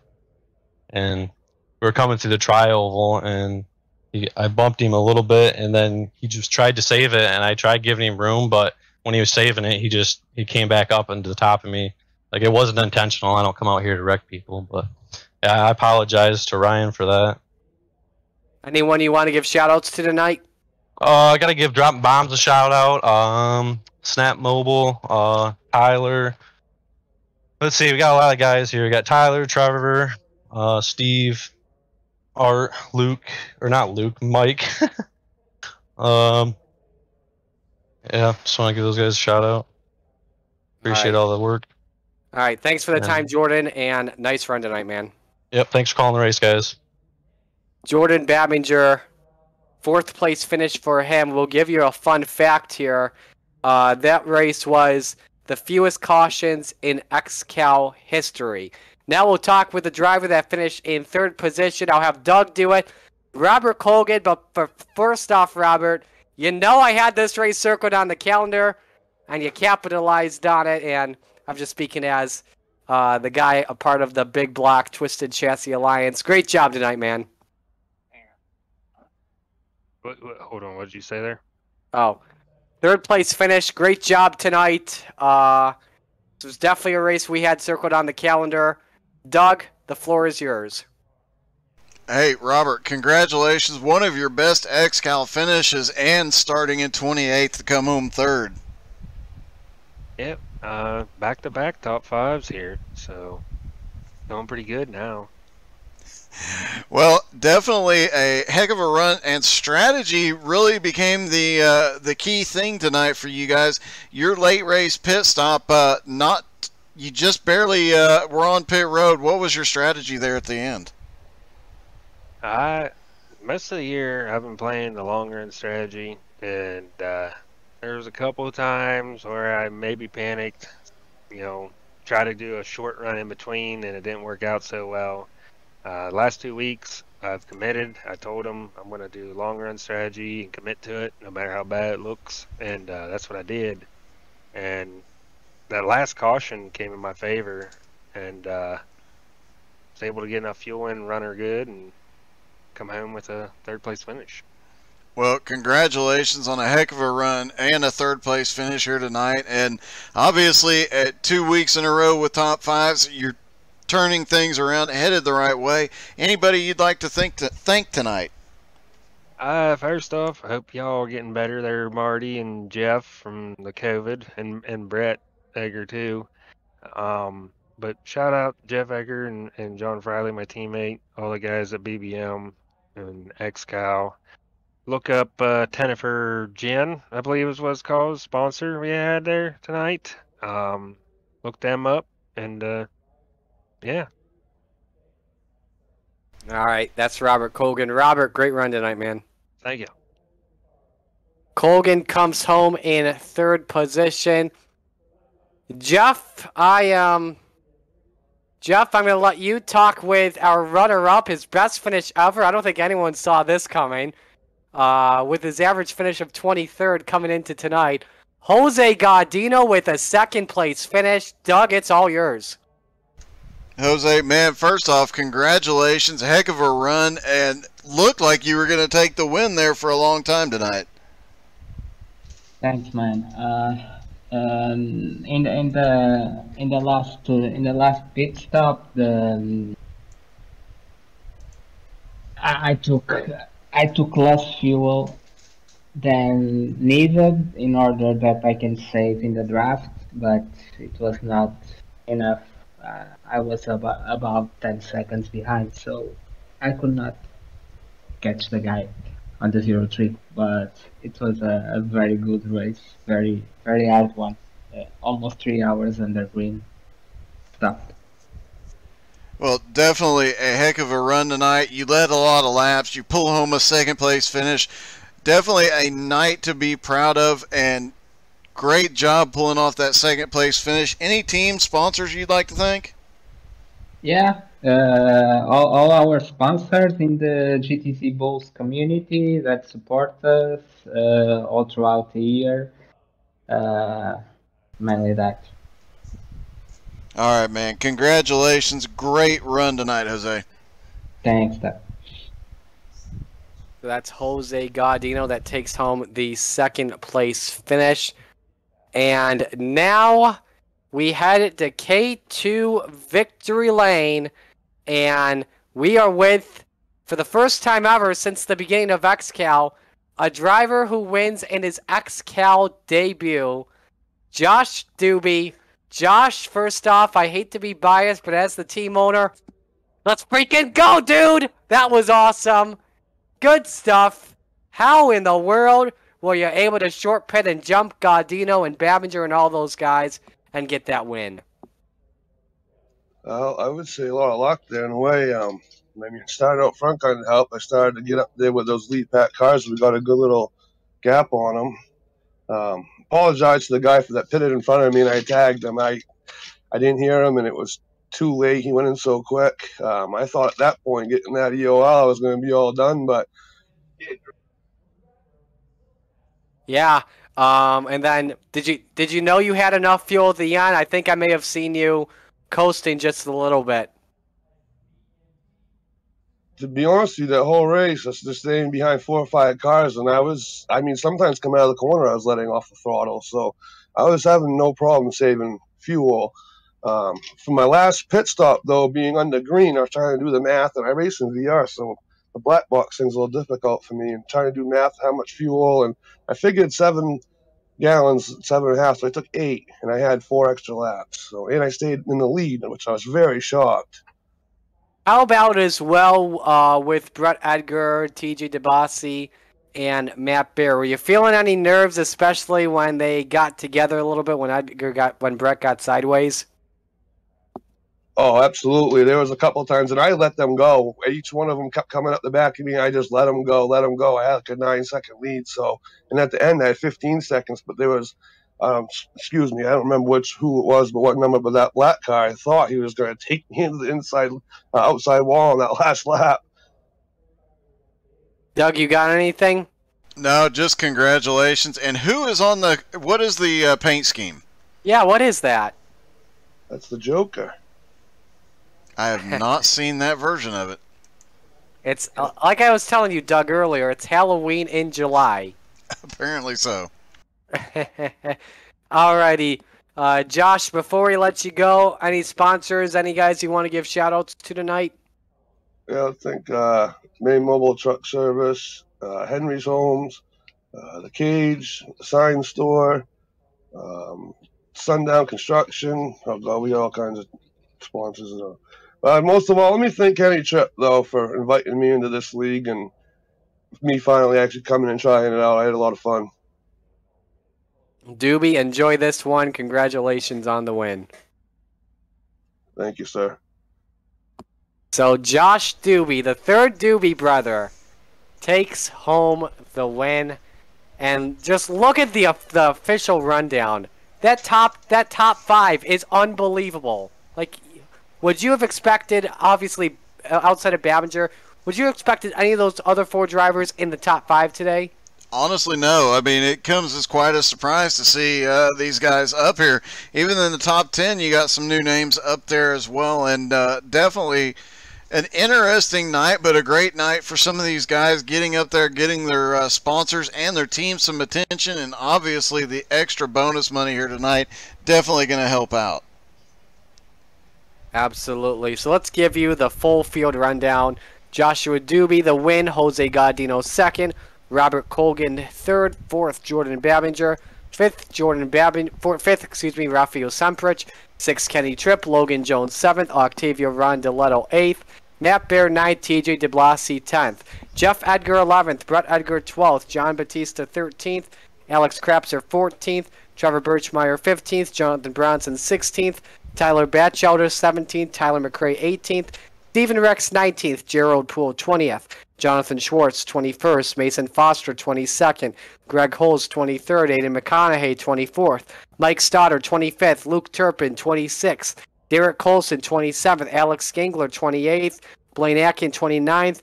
Kevin Barnes, 30th. Jeremy Leto, 31st. Ryan Seams, 32nd. John Friley, 33rd. Patrick Sullivan, 34th. John Brancaccio, 35th. Daniel Miller, 36th. 37th was Gregorio Dorso. 38th, Sean Patrick. 39th goes to Art Hendren. 40th, Kendrick Cryer. 41st, Chase Johnson. 42nd, Sean Andrews. And Tyler Jalbert finishes in 43rd. Your victory lane, by the way, brought to you by K2 Sauce, the only official sauce of XCAL Racing. It's an everything sauce, barbecue, steak, ketchup, and more all in one. The only sauce you'll ever need. Also available in hot and coming soon, Southern style. So we will pack up and we will head out next week down to USA International Speedway in Florida. Going back to the short track racing. That should be a fun one.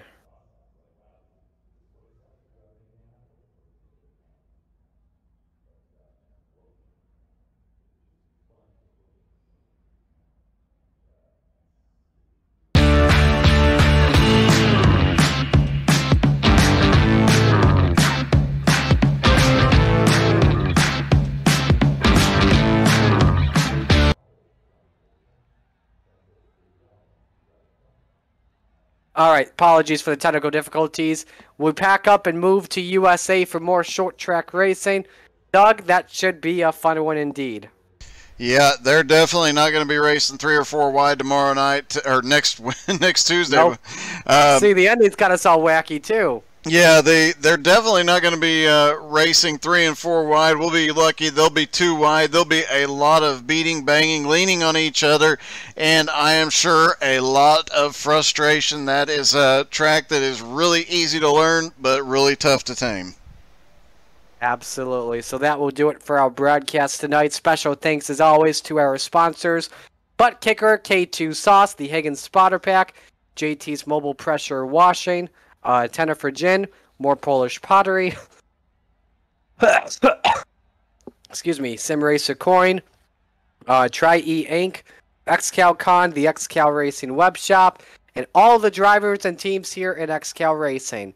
Now, on behalf of my broadcast partner and producer in Mission Control, that being Doug Burns, I'm Marty Sakala signing off. Congratulations to Joshua Doobie in the number 03 Big Block Motorsports machine, who wins in his XCAL debut at Texas Motor Speedway. Thank you all for joining us. So long, everyone.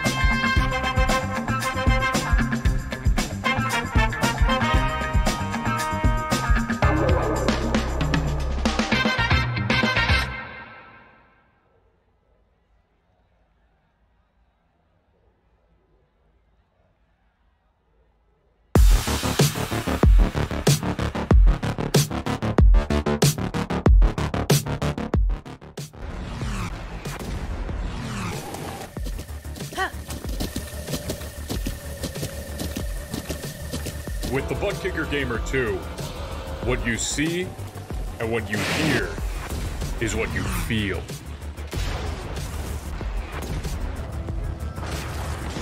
Butt Kicker. The future is feeling.